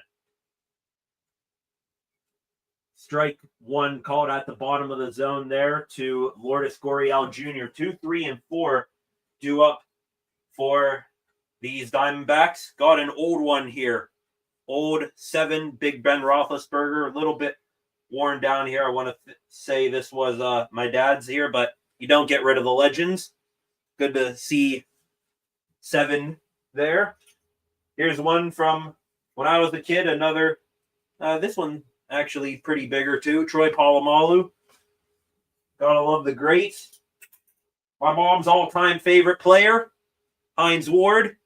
Right here, one of the greatest wide receivers in Steelers history. Of course, behind, Swan and Stallworth, whatnot. Got another auto here. This isn't a color rush. This was back when I think they wore this jersey with the sort of cream colored pants, but got an auto Deontay Johnson right there. Actually, I think after I got this jersey, that was really when he fell off the cliff in terms of, production and whatnot. Of course, because I was a Pitt guy, don't get on me too much. Kenny Pickett Steeler jersey. Don't know why I held on to it. I don't think I was able to get to Permane Brothers back when they were doing that. Trade your Kenny Pickett jersey in for a $25 Permane's gift card. Don't think I was able to do that. Infield hit there for Lourdes Gurriel Jr. Isaiah Kiner-Falefa. His throw was wide. Spencer Horwitz couldn't apply the tag to Gurriel as he was running by. So an infield hit, maybe an error credited on the throw by IKF. Now my second go-to for Penguin game days, Robo Pen Brian Rust. Rusty, pretty much my favorite pen on roster right now. There's a single there for Josh Naylor. He was 1 for 2 on the day. Now he's 2 for 3. And Skeens here, maybe now third time through the lineup, having a tiny bit of trouble. 81 pitches now. 2 on with 1 out. Got another color rush here. TJ Watt. This is more of like the shirt type of jersey than it is an actual jersey. Speaking of former Pitt Panthers turned Pittsburgh Steelers, a guy who, ever since he left has been good. Nice throwback block letters, James Conner, right there. Forget to count like how many of these I actually have. I got a bunch. Back to the Bucks here. Black, old Pirate P. Key Brian Hayes. White Brian Reynolds. Right there. This one actually a promotional jersey, but still I'm counting it. David Bednar jersey. I think it was one of those promotions. First 20,000 fans into the ballpark, you get a jersey. This one, another one from my youth, back in his prime. Andrew McCutchen. This is Dreadhead Andrew McCutchen jersey right here. Old Pirate P logo on the front. Love you, Kutch. This one here, a fly ball from Suarez, caught by Canario. 2 away now. Runners do not advance. Skeens now at 85 pitches. Most likely going to be the end of his day unless Donnie Kelly thinks he can pitch into the hundreds. I kept these. I considered maybe dropping them because they're bad luck, but still, though, not going to discard from the jersey collection. Sidney Crosby. Old Winter Classic jersey. Got an Evgeny Malkin one as well. Second, Sidney Crosby 1. And even though it's not Pittsburgh here, still got this for the collection. Back when I was in high school, I had a slight kick for the Buffalo Sabres. I had a slight loving for the Buffalo Sabres, especially Jack Eichel. Got an old Jack Eichel Buffalo Sabres jersey, the old navy blue that they had.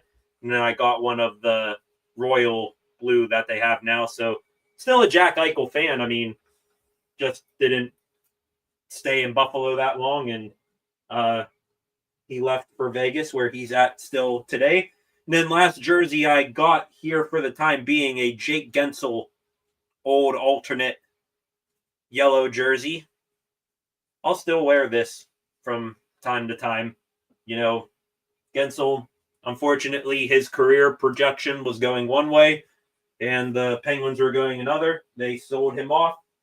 He's now down in Tampa Bay. So that's the jersey collection. I didn't count while I was doing this, but I think I'm around at least 20, somewhere between 20 and 30. I also got a smaller one from when I was a kid, an Antonio Brown one too, but I'm not sure where that one got off to. So yeah, that's the jersey collection there, Flacco.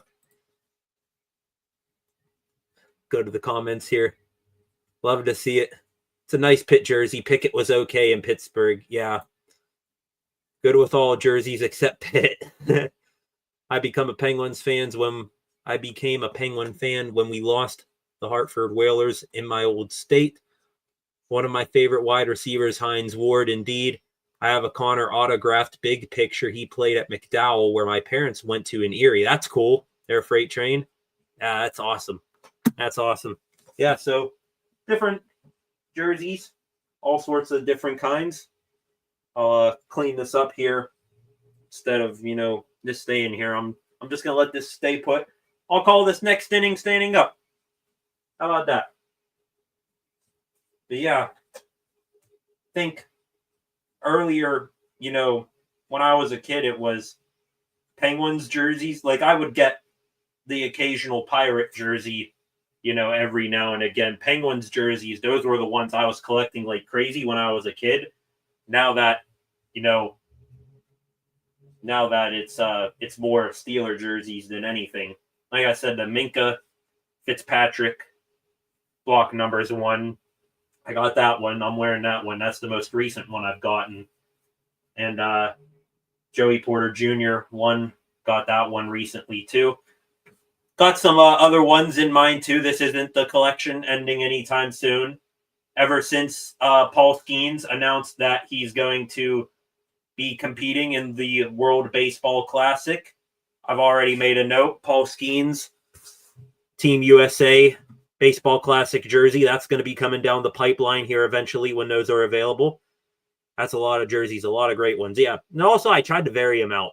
Like, hell, I've had the whole Penguins top line for like 3 years. Rust, Gensel, and Crosby. So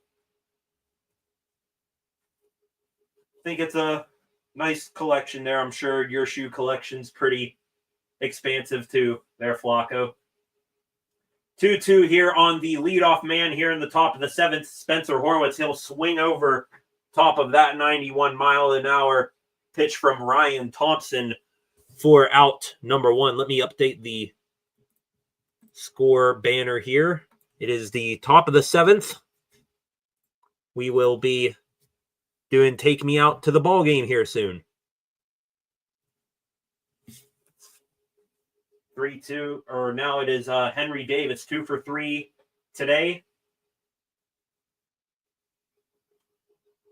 Whatever tinkering he's done, that Adam Frazier, whatever pointer or, bit of advice he gave to him, Henry Davis seems to have found success with it.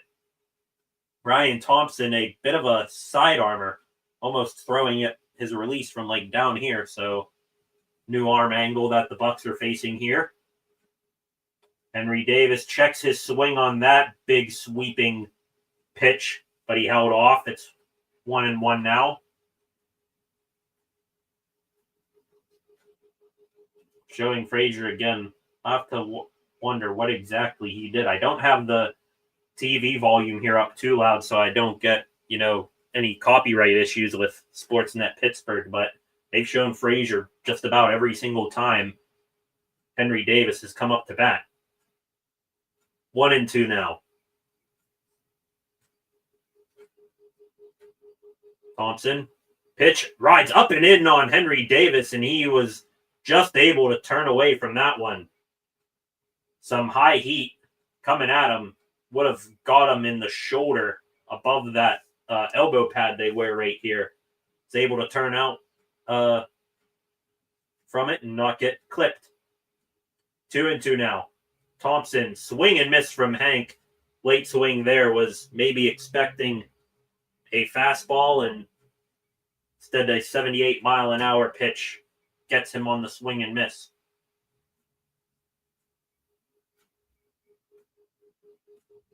So back-to-back strikeouts here for Ryan Thompson. And I'm going to give the guys, a pass. It's not every day you're seeing a pitcher, throw from the side like that. So 2 strikeouts here for Thompson.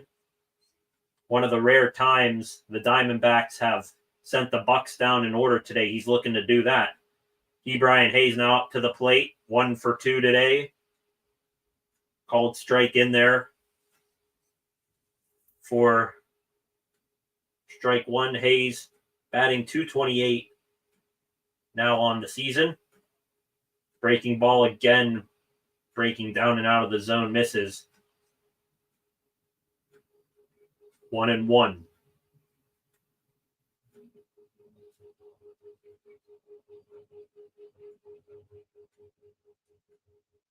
Another pitch, that whatever sweeping pitch that is, misses again outside. 2-1 now. Skeens in the dugout getting his drink. He's pacing back and forth, not watching the game, so that is an indication that he's going to be heading back out there for the bottom of the 7th inning. Usually that's what he does. He'll not watch the game. He'll just pace, walking up and down the dugout, waiting for him to go back out. Usually when he's done, he'll, then watch the team bat. But it seems like he is going to be heading back out there. I believe he's just under 90 pitches, if I had to guess.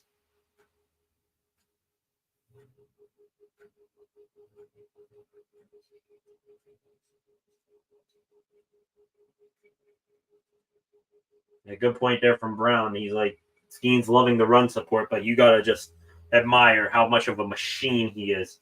Even up 8 runs here with the game most likely out of reach for the Diamondbacks, he's still a creature of habit, just pacing and ready to go back out there and dominate. Foul ball off of Ke'Bryan Hayes' foot there. It's now a 3-2 count.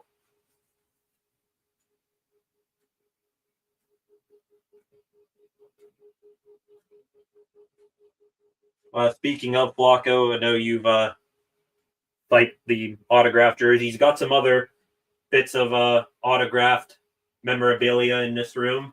Autographed Alex Highsmith helmet in a case up here. Got an autographed Steelers training camp hat, which I believe has Mark Bruner and Jerome Bettis autographed on it. Right there. Big Ben autographed cookbook from his podcast, and probably more I'm forgetting about right now. Of course, wrestling guy as well. Got some autographed pictures up there. George the Animal Steele and Sergeant Slaughter. So got a nice little collection going here. So Ke'Bryan Hayes, he struck out. Bucks lead it 8-0. We head to the bottom of the 7th inning. I'm going to take a pause here, clean up some of these jerseys, and we'll be back in a minute. Thanks for joining. Like, share, subscribe. Comment in the comment section, and I will see you guys back here in a minute. Don't go anywhere.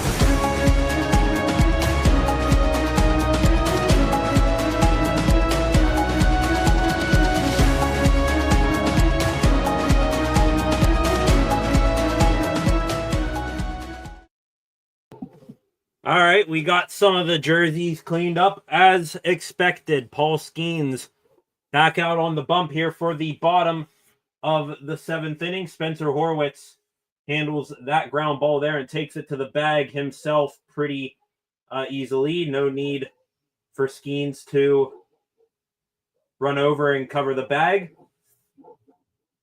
Skeens just threw his 90th pitch of the ball game. That ball missed to the number 8 hitter, Jordan Lawler, who's had a game to forget, 2 errors in the field, 0 for 2 so far today. Nothing going right for him. Left-handed pitcher Caleb Ferguson is up and warming in the pen. Might be coming in here for the switch hitting catcher, Jose Herrera. Or at least he'll come in for the 8th inning, maybe. That pitch there, 84 miles an hour below the zone, misses.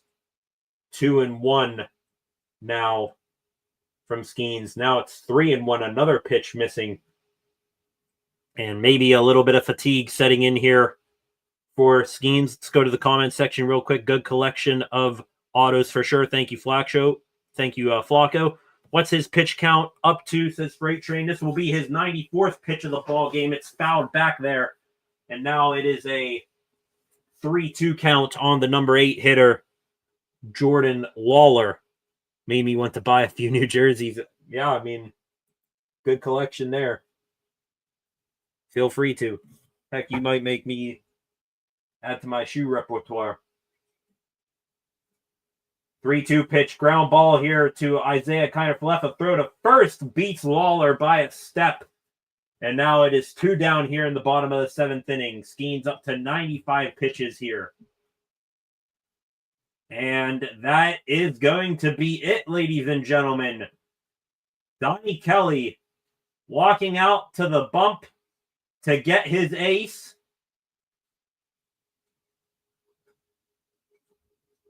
And at 95 pitches, Paul Skeens, he is going to call it an afternoon.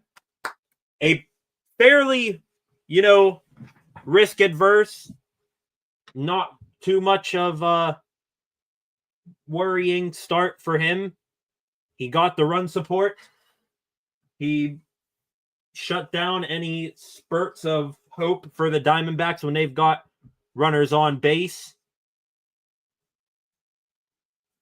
So a great day here from Skeens. His final stat line here. Skeens ends his day, 95 pitches, 6 2/3 innings pitched, 4 hits, no runs allowed, no walks, 7 strikeouts. Great stuff from the best pitcher in baseball right now. Great start for him. Back to the comments.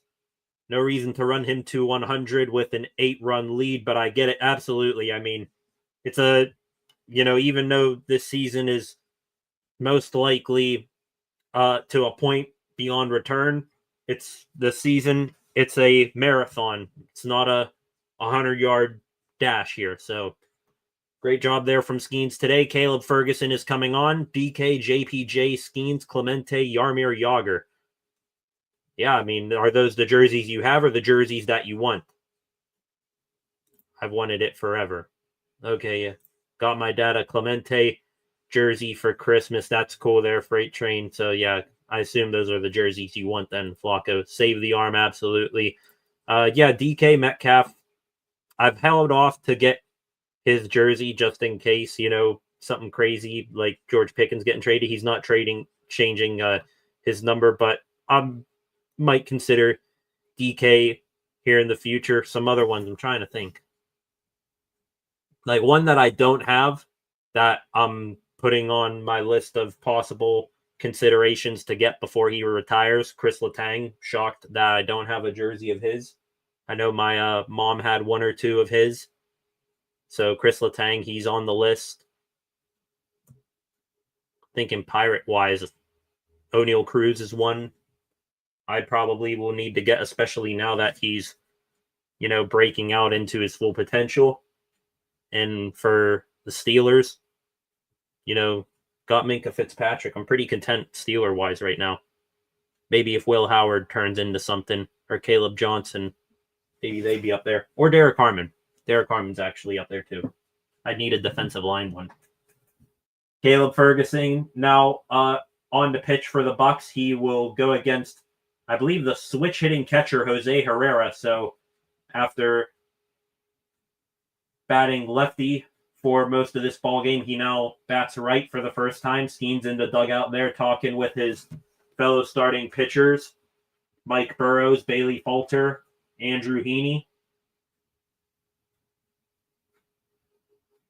2-1 there from Caleb Ferguson. That one is going to get hit into the left center field gap, cut off nicely by Alexander Canario, and he gets it in to hold Herrera to a single there. He's a catcher. He's probably, not the most fleet of foot. I would know. I caught my whole baseball career growing up. So probably was just going to be limited to a single anyways, but good job by Canario getting that ball in. Showing Paul Skeen's highlights. Like I said, 6 2/3 innings pitched.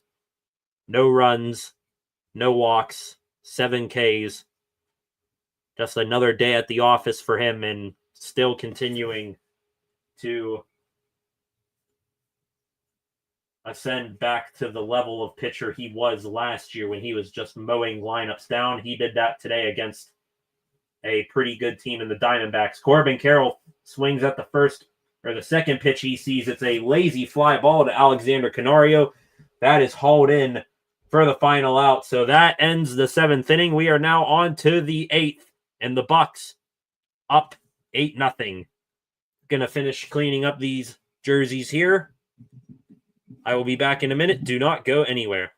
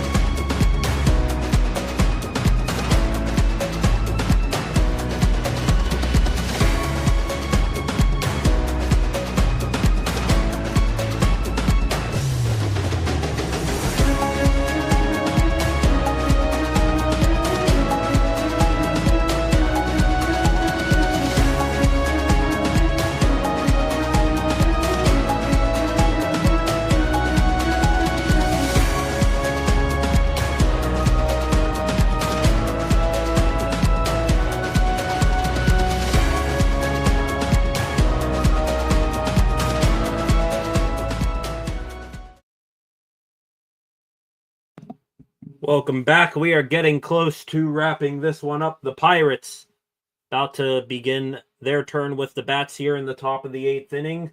Isaiah Kiner-Falefa will step into the box. Scott McGuff now on the bump for the Diamondbacks. Pirates up 8-0 here. Another solid breakout game with the bats. Kiner-Falefa, he's 2 for 3 in today's contest. There's the score right there. Something to mention, I've wanted to mention earlier, I saw the tweet from Jason Mackey. Not counting today, Alexander Canario, who I said has been on a tear with Don Kelly as manager, he has accumulated 32 total bases since Don Kelly took over as manager. No one else on the Pirates has more than 23.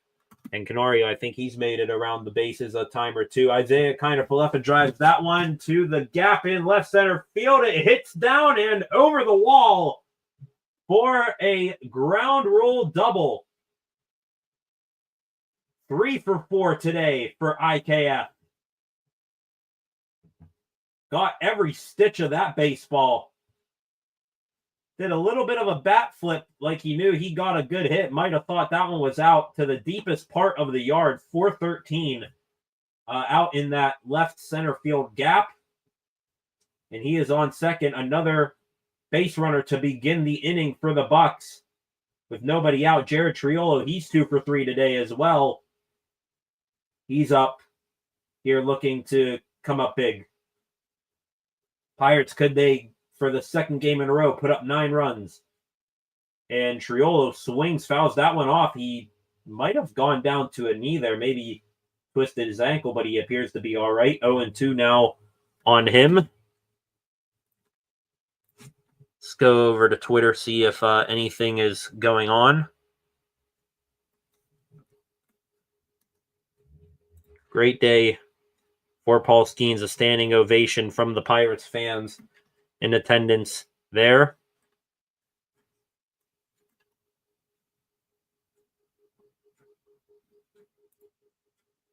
That pitch there to Jared Triolo is low for ball 1.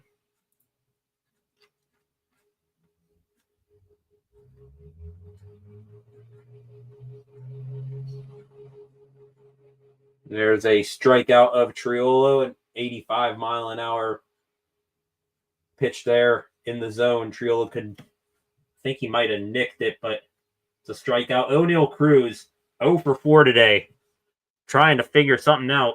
Like I said earlier, if he ever wanted to have a day where he wasn't producing at the plate, everyone else is picking up his bulk of the workload. Now Cruz drives this one. This is deep to right field, and as I say, O'Neal Cruz might not have it at the plate today. He hits one out. 10-0 Pirates. We got a Cruz missile in the desert. It might not have been the deepest one that he's hit, but it cleared the fence nonetheless. 84 hanging breaking ball. He did not miss it that time. A towering shot. Might not have had the, length you're used to seeing from his home run, but dang, it had the height.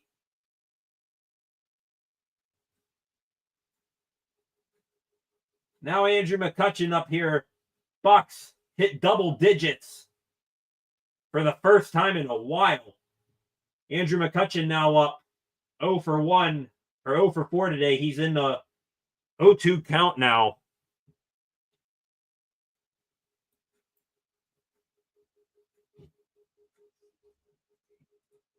Good stuff there from O'Neal Cruz.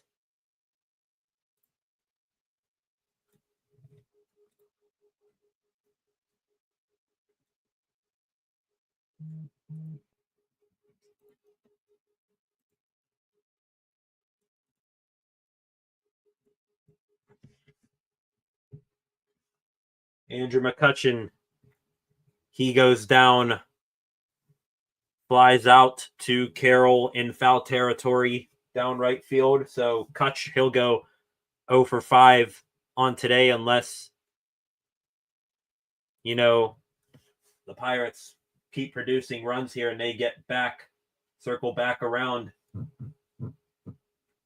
to his spot in the lineup. Again, Brian Reynolds 1 for 4 today.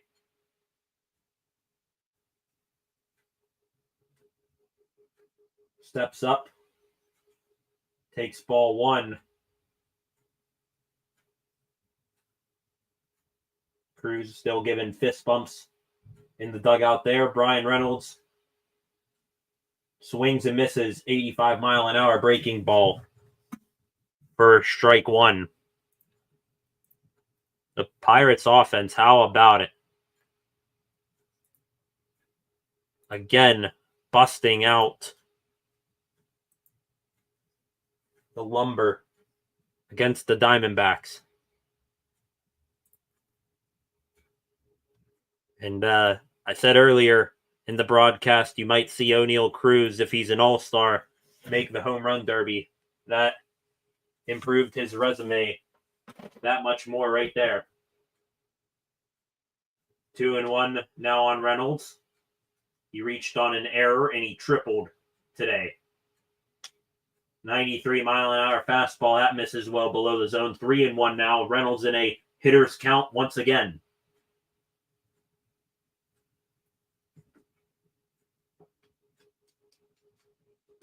Brent Strum talking there with Donnie Kelly. Reynolds grounds this one here, handled by Jordan Lawler, and on to first. And that will do it for the 8th inning. But the Pirates, they tack on 2 more. How about it? O'Neal Cruz looked like he was in a funk today. In a funk, no more. Bucks up 10-0. Let's go to the comments real quick. Freight Train talking more jerseys. I've got a couple of Crosby jerseys. One he wore in the 2017 media shoot for the season. 2 Palomalus, a Ward, and a Betty. That's nice. That is definitely cool, getting the one that Crosby Ward. That's very, very special right there. Yeah, I just been scared to buy a jersey. The longevity of a player isn't there really anymore. Yeah, that's seemed to be how I feel too, but I'm not too smart in picking guys that stay here for long. I mean, I thought like when I got Gensel, he'd get another contract here with the Penguins, ones that were instantly like gone. Like I'm talking Corey Dickerson. I don't think Michael McHenry was on the Bucks for too long after I got his jersey. Trying to think, Patrick Hornquist, he was only on the Pens for like another year or two after I got his jersey. So yeah, stuff like that. That's why the ones I have are franchise types. Yeah, absolutely. With the Steelers, I'm starting to adopt the idea, like with the, I got Kenny, there's some Pickens here, James Conner. I've now adopted the philosophy, unless they are like going to for sure be special, I've started to adopt the philosophy with Steeler jerseys. You wait till they get the second contract before you get their jersey.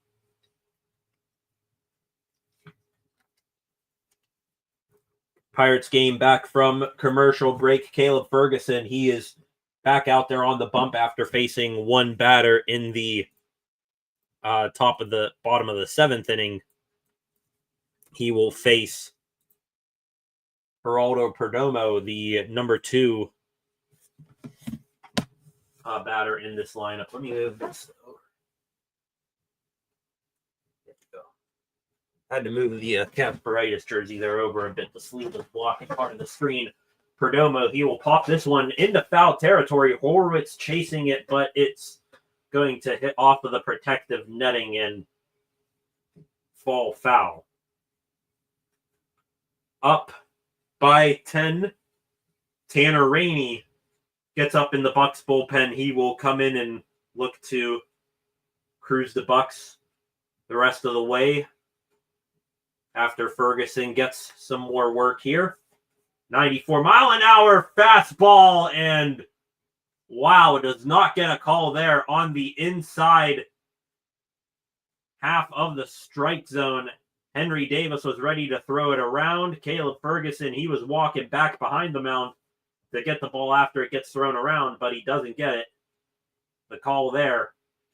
79-mile-an-hour breaking ball, tried to drop that one in backdoor on Perdomo. That one misses too. 3-2 now is the count. Pitch again from Ferguson. 94, and Perdomo will sky this one way up there to Reynolds in right field. He makes the catch. One gone in the bottom of the 8th.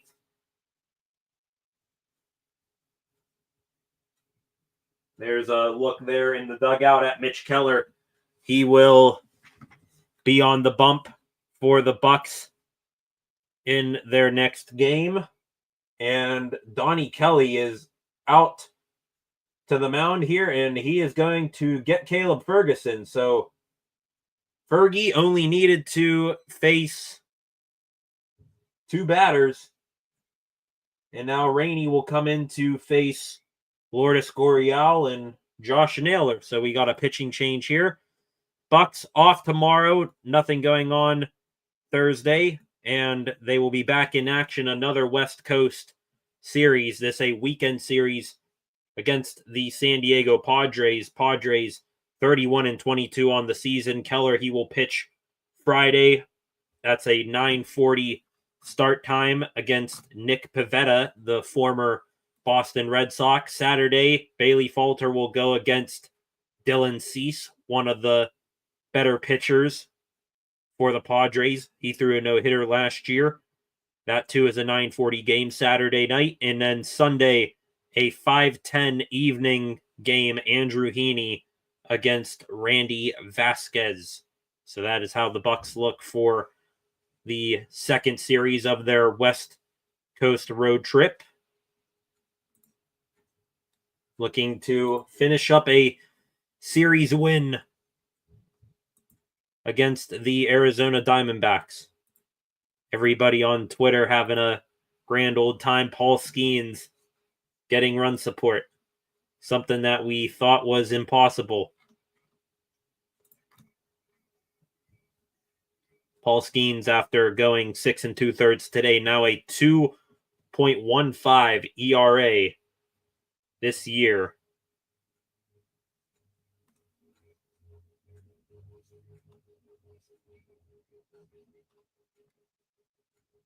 Even I think some Arizona Diamondbacks fans were giving Paul Skeens an ovation. At least we got that going for us, game, respect, game. We saw it, last year in St. Louis, a division rival, when the Cardinals fans, they gave Skeens a standing salute after his outing. Tanner Rainey, who was warming up in the bullpen, he's now in the ball game. His first pitch to Lourdes Gurriel, the number 3 hitter in the Diamondbacks lineup today, misses below the zone, 1-0.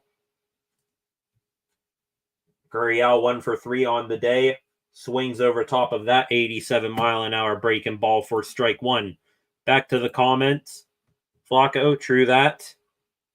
Had to walk my brother's dog. We scored 2 more. O'Neal Cruz, as I was saying, it's just not his day at the plate. He's in a funk. He didn't hit it as far as he usually does, but he got one over the fence in right field to make it 10-zip. 2-run shot. I believe Isaiah Kiner-Falefa was on base when he hit that homer. That pitch in the dirt there from Tanner Rainey, 2-2 now. Rest of the Bucks bullpen, I'm sure that they are, having a grand old time out there in the pen. It's got to feel like a nice, relaxing, stress-free day for them. Maybe 1 or 2 of you will go in when you're up big and your starter goes nearly 7 innings. So I just love to be a fly on the, fence out there. Listen to what those guys talk about throughout the game when you're just sitting out there for the most part and you don't even know whether or not you're going to go in that day. Foul ball there by Gurriel. Horwitz was chasing after it again, but it was into the stands. 2-2 pitch. Tanner Rainey, 89. Breaking down and out of the zone. Gurriel swings and misses. Down on strikes. 2 down now. 4 outs to go for the Bucks in this ball game.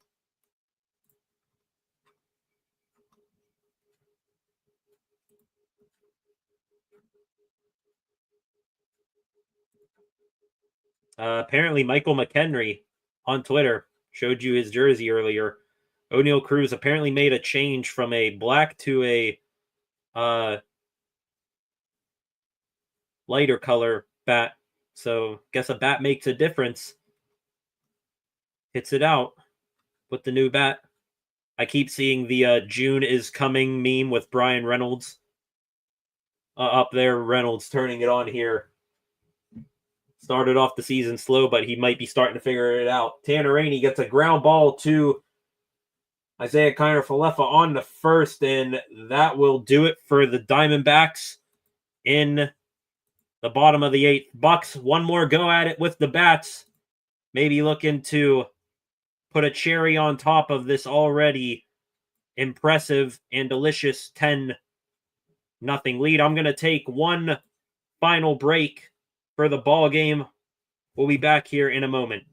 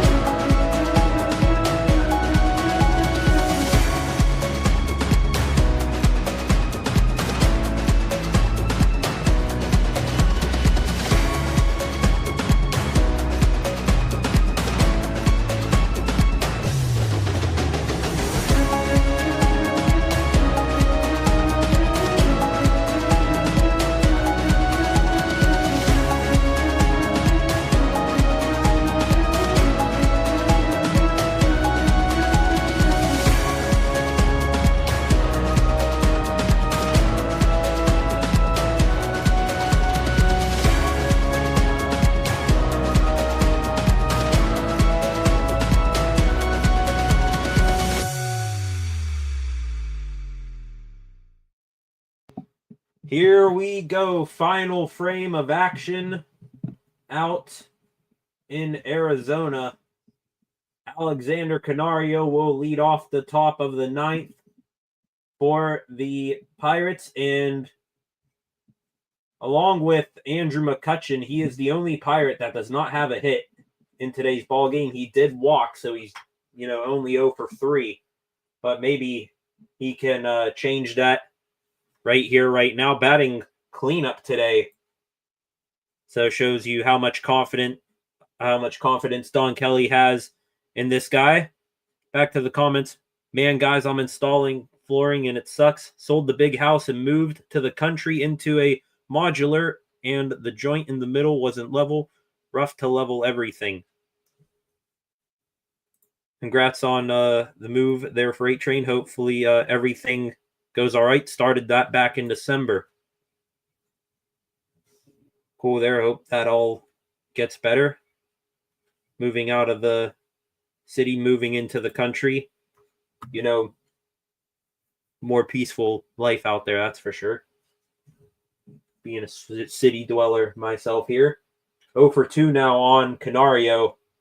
New pitcher Miller is in the ball game.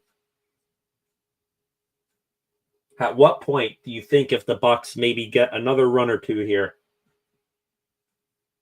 Most likely not going to happen now. Alexander Canario, he goes down on strike, swinging and missing at that ball in the dirt. You got to wonder if the Bucks, maybe if they get another couple runners on here, push a couple more runs across, do they bring in a position player? Arizona maybe tries to save 1 or 2 arms from coming in to the ball game. Would be nice.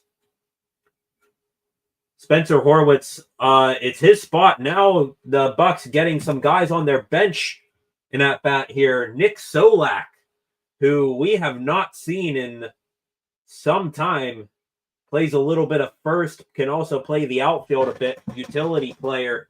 He is pinch hitting here for Spencer Horwitz. Swing and a miss there from Solak. That's cool for the Bucks. I mean, you're up 10-0. And Solak, he's been on the bench. I don't even think he's even pinch run in, like a week, if that. If not more. So Solak gets an at-bat here. Takes that ball high. The count is now 1-2 on him. Has a 100 batting average.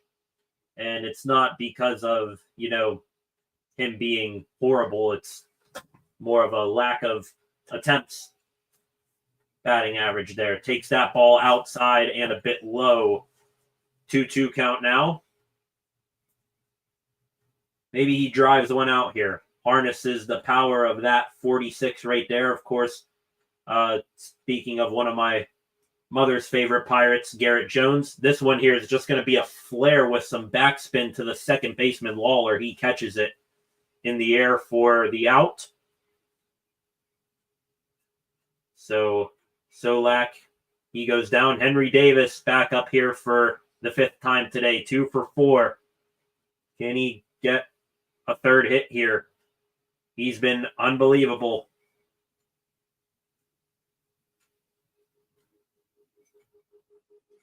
Pitch here, up and in. Hank had to hold his swing there, protect his fingers a bit. Still, no gloves for Hank Davis. You rarely see that in this day and age of baseball. He does have the little piece of padding here that he wears on top of his front hand there. Swings and misses at that one. 1-1 now. Solak grabbing his first baseman mitt in the dugout. He's just going to stay in the game at first base in place of Horwitz. Get some on-field action as well.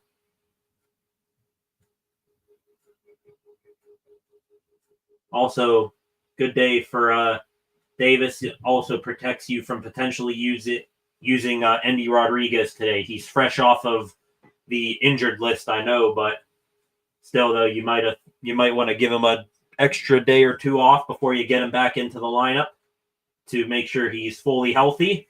Henry Davis pops up on the infield there. It's caught for the final out in the top of the ninth. Ryan Borucki looks like he is going to be coming in for the Bucks to try to close this one down, get the final 3 outs. Back to the comments. No HOA, huge garden, and no city folk. Yeah, awesome garden. We got some gardens here. We got 2 gardens here. One's bigger. Wonder what you grow there, Freight Train. We grow a little bit of everything. Tomatoes are a big hit here. I'm a country guy at heart. Just hard to leave the cities. I miss the chaos at times. I'd miss the chaos at times. Yeah. Feel that. Back to the Twitter here. Let's see if anything's going on. Interesting. Insider for the Steelers, Jeff Hathorn from 93.7 The Fan, says the Steelers' best defensive lineman at OTAs in the parts of practice we're allowed to talk about has been Isaiah Loudermilk. Well, I would hope to hear, good things from Isaiah Loudermilk like that. He's going to be fighting for his spot here on the team. Steelers, they hit the defensive line heavy in this year's draft, and he's in jeopardy of possibly being a cut candidate in training camp. Joke going around on Twitter. The CDC reports that hundreds of thousands of cases of bucko fever have surfaced recently. Citizens are warned that if they root for their home team, they will break out in chants of "Let's go Bucks." Early signs point to the outbreak moving west from Phoenix to San Diego in the coming days. Oh, that's a good one. That's hilarious. O'Neal Cruz now slugging .758 over his last 8 games. That is a slugging percentage, not his OPS. Holy crap. Wow. All right. Let's go here. Ryan Borucki on the bump. A 4.43 ERA for him on the season and just over, I think, 20 innings pitched. Looks like assistant pitching coach Brentstrom and Andy Rodriguez having fun with a kid there near the dugout. This one hit to left field, and there it goes. No shutout for the Bucks today. A shutout bid has been spoiled. That was a pinch hitter, too. Who was that? Hang on, let me go back here. Who was that hit that? Number 13, he's a right-handed batter. That's Tim Tawa. Hits a home run, his 6th of the year. That was a no-doubter. About halfway up that first deck of seats out there in left field, Ryan Borucki comes into the ball game, and on his first pitch immediately, or his second pitch, immediately gives up a home run. So no shutout for the Bucks here today. Let me update the score bug here. It is the bottom of the 9th inning. 10-1 now the score. Pavin Smith now, the first baseman today. Lefty on lefty matchup here. 1-1 pitch taken high for a ball. Come on, Borucki. No hiccups here. Let's just make this smooth here. Smith fouls that one off. 93, middle of the zone. Fouls that one off. Randall Grichuk. Looks like he is going to be pinch hitting here in a minute. Of course, if you followed the Bucks' lackluster offseason, Grichuk, he was one of those fan endorsed targets that we all wanted to be Pirates. Didn't cost that much.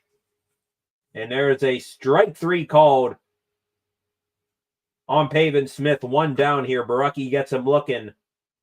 That was a 86-mile-an-hour breaking ball. It started in the middle of the zone, and it caught the outside edge of the plate. Now Grichuk will come up to the plate beforehand. Henry Davis, he is going to come out to the mound here, talk with Borucki. He opens up, I guess, a scouting book that he has in the back of his pocket. Him and Borucki talk about what their plan of attack will be. Gives him a nice pat on the stomach there. Let's go get him, says Hank. Grichuk pinch hits here, 257 batting average, a 772 OPS, 2 homers, 9 RBIs so far this season. Breaking ball, 80 miles an hour in there. Backdoor breaking ball. Started outside the zone and finished inside.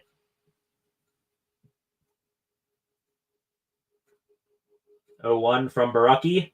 Strike called there. Painted that one on the inside bottom corner. Great pitch there by Borucki. Henry Davis, he's been trying to get that pitch called all day long. Hasn't had too much success. He's made it look pretty with his frames, but he hasn't gotten the call. He gets the call right there, and there is a swing and a miss from Grichuk. Good morning, good afternoon, good night. 3-pitch strikeout for Borucki on Grichuk. That 86-mile-an-hour curveball there. Grichuk out ahead of it and misses it. Now Jordan Lawler. Borucki looking to finish this one up. There's a nice breaking ball again right there at the bottom of the strike zone. 79 gets called 0-1.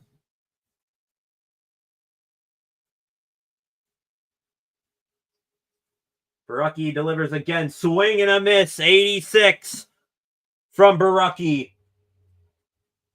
Nearly in the dirt. Lawler swings and misses. 0-2 now. Borucki looking to end it. It won't be a shutout, but still an impressive game here from the Bucks if they can finish it. That 0-2 there from Borucki misses. Well outside the zone. Not even a thought from Lawler to swing at that one.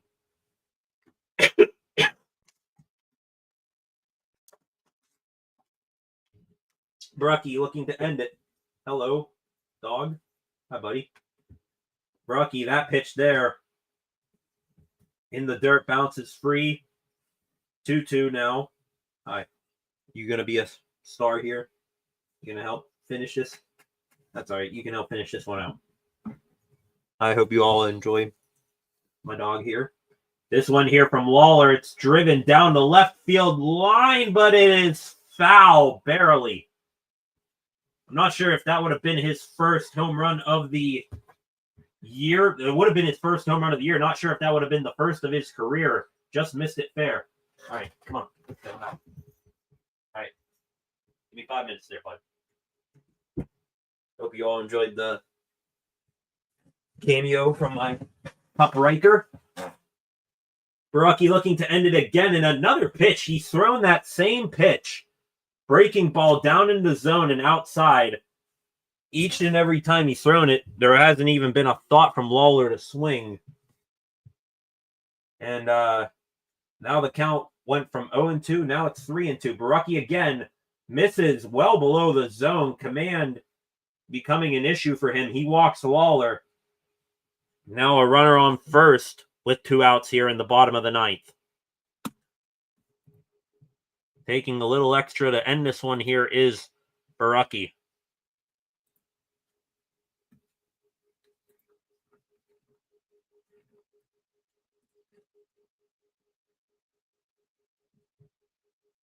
There's a first pitch ball again from Barucki. He's nowhere near the strike zone right now. Lawler takes second on an uncontested stolen base. Back to Twitter real quick. Steelers community relations. Miles Killebrew, Steelers special team ace, took the rookie class for the Steelers, the rookie draft class, to visit Cafe Momentum, where they learned about long-standing partnerships with the Steelers organization and the work they are doing to support local youth in the region. Cool there from Killebrew. Definitely no missing Will Howard. Tall guy sticking out in the back there next to Jack Sawyer. 2-1 now for Barucki on the number 9 hitter, Herrera. Herrera taps this one. It's going to be a foul ball back behind Davis. This will be Barucki's 23rd pitch of the inning coming up. Taking a tiny bit longer than expected to end this ball game.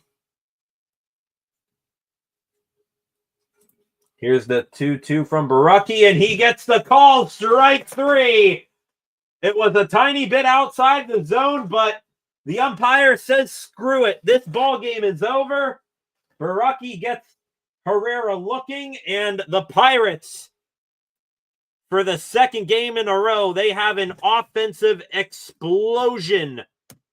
10-1, the final score. The Bats came alive early and often today. Paul Skeens, he was elite, going nearly 7 full innings of shutout baseball. Henry Davis continues his hot streak with the bat. O'Neal Cruz, another home run. Isaiah Kiner-Falefa, Jared Triolo, Key Brian Hayes, the bottom third of the lineup. They came up clutch here today. And the Bucks head into the off day. They get to go to San Diego now for the first of a 3-game weekend series starting Friday. But they will probably head to San Diego today, and they can enjoy a day at the beach with smiles after a great 10-1 victory, and they take 2 of 3 in the series over the Snakes. To the comments real quick, finishing up this chat with Freight Train. We make salsa. Oh, I love salsa. We make our own salsa too here. So I've got lots of tomatoes, 10 pepper plants, 3 zucchini, 3 squash, and 3 cucumbers. I don't know if we're doing cucumber this year. We do zucchini, we do peppers, tomatoes. We try to do onions. We do some broccoli heads. And I think that's it. Now, green beans, too. We do green beans. So, victory. Yes, Flacco. Great day for the Bucks yet again. Henry Davis, he is getting pulled aside by Hannah Mears. He is the post-game interview. 4 for 8 last night and today, a double, a home run, and 3 RBIs. That is the kind of production that you expect from a 1-1 overall pick. Hats off to Henry Davis, Paul Skeens, Isaiah Kiner-Falefa, everybody else who contributed in massive way in today's victory. Great job for the Bucks. The final score again right there, 10-1. And that one, a garbage time home run from Tim Tawa. Great stuff there from the Bucks, seeing all smiles from Paul Skeens in the dugout. A series win. The Bucks getting hot under Donnie Kelly, showing great improvements in every aspect. This team under the new manager. So with that on here, go one more minute longer here. It'll be 3 full hours on stream with you fine folks here today. I appreciate each and every one of you who, whether you stopped in or stuck with me throughout the entire day. Flacco, Freight Train, shout out to you guys in the comments for keeping it light and interesting here today. Appreciate you all. Bucks, they now head to San Diego. Another tough series against one of the better teams out west, but they get to enjoy a day at the beach tomorrow, catch some rays with smiles after a 10-1 thumping, stomping out the Snakes on their home field. 2-3 series win, a 10-1 victory today. With that, going to wrap things up here. We will be back tomorrow night, probably 5:30, 6 o'clock-ish for another news live stream like how we've been doing. Or actually, no, I got something going on. There will be no live stream tomorrow. If there is, it will be one earlier in the day. So we're talking about, maybe, I don't know, maybe 4 o'clock-ish, 4:35-ish. It'll be a quick one. I just remembered I got something going on tomorrow night. So there might be a stream tomorrow night. There might not be. I will leave that open. If not, there will definitely be one Friday for at 5:30, 6 o'clock, like we've been normally doing on this channel. So may or may not be one tomorrow. If there is, it'll be earlier than usual. And so stay tuned if there is one. If not, there will be one for sure on Friday. We'll talk about everything that has gone on with the Bucks. Any more news that will come out of Steelers OTAs, anything like that, we will talk about. And I hope you guys join me back here then. And hit up the live comment section like normal. Subscribe to the channel, all that. So that last time, subscribe to the channel, turn on notifications so that you never miss when I'm live again. Like, share, and comment on this live stream. Shout out to all of you who joined the stream today and watched along. Shout out Freight Train and Flacco in the comments. Like always, appreciate you guys, and I will see you guys either tomorrow or Friday. Peace. Have a good rest of your night. Bucks win it 10-1, thumping the Snakes.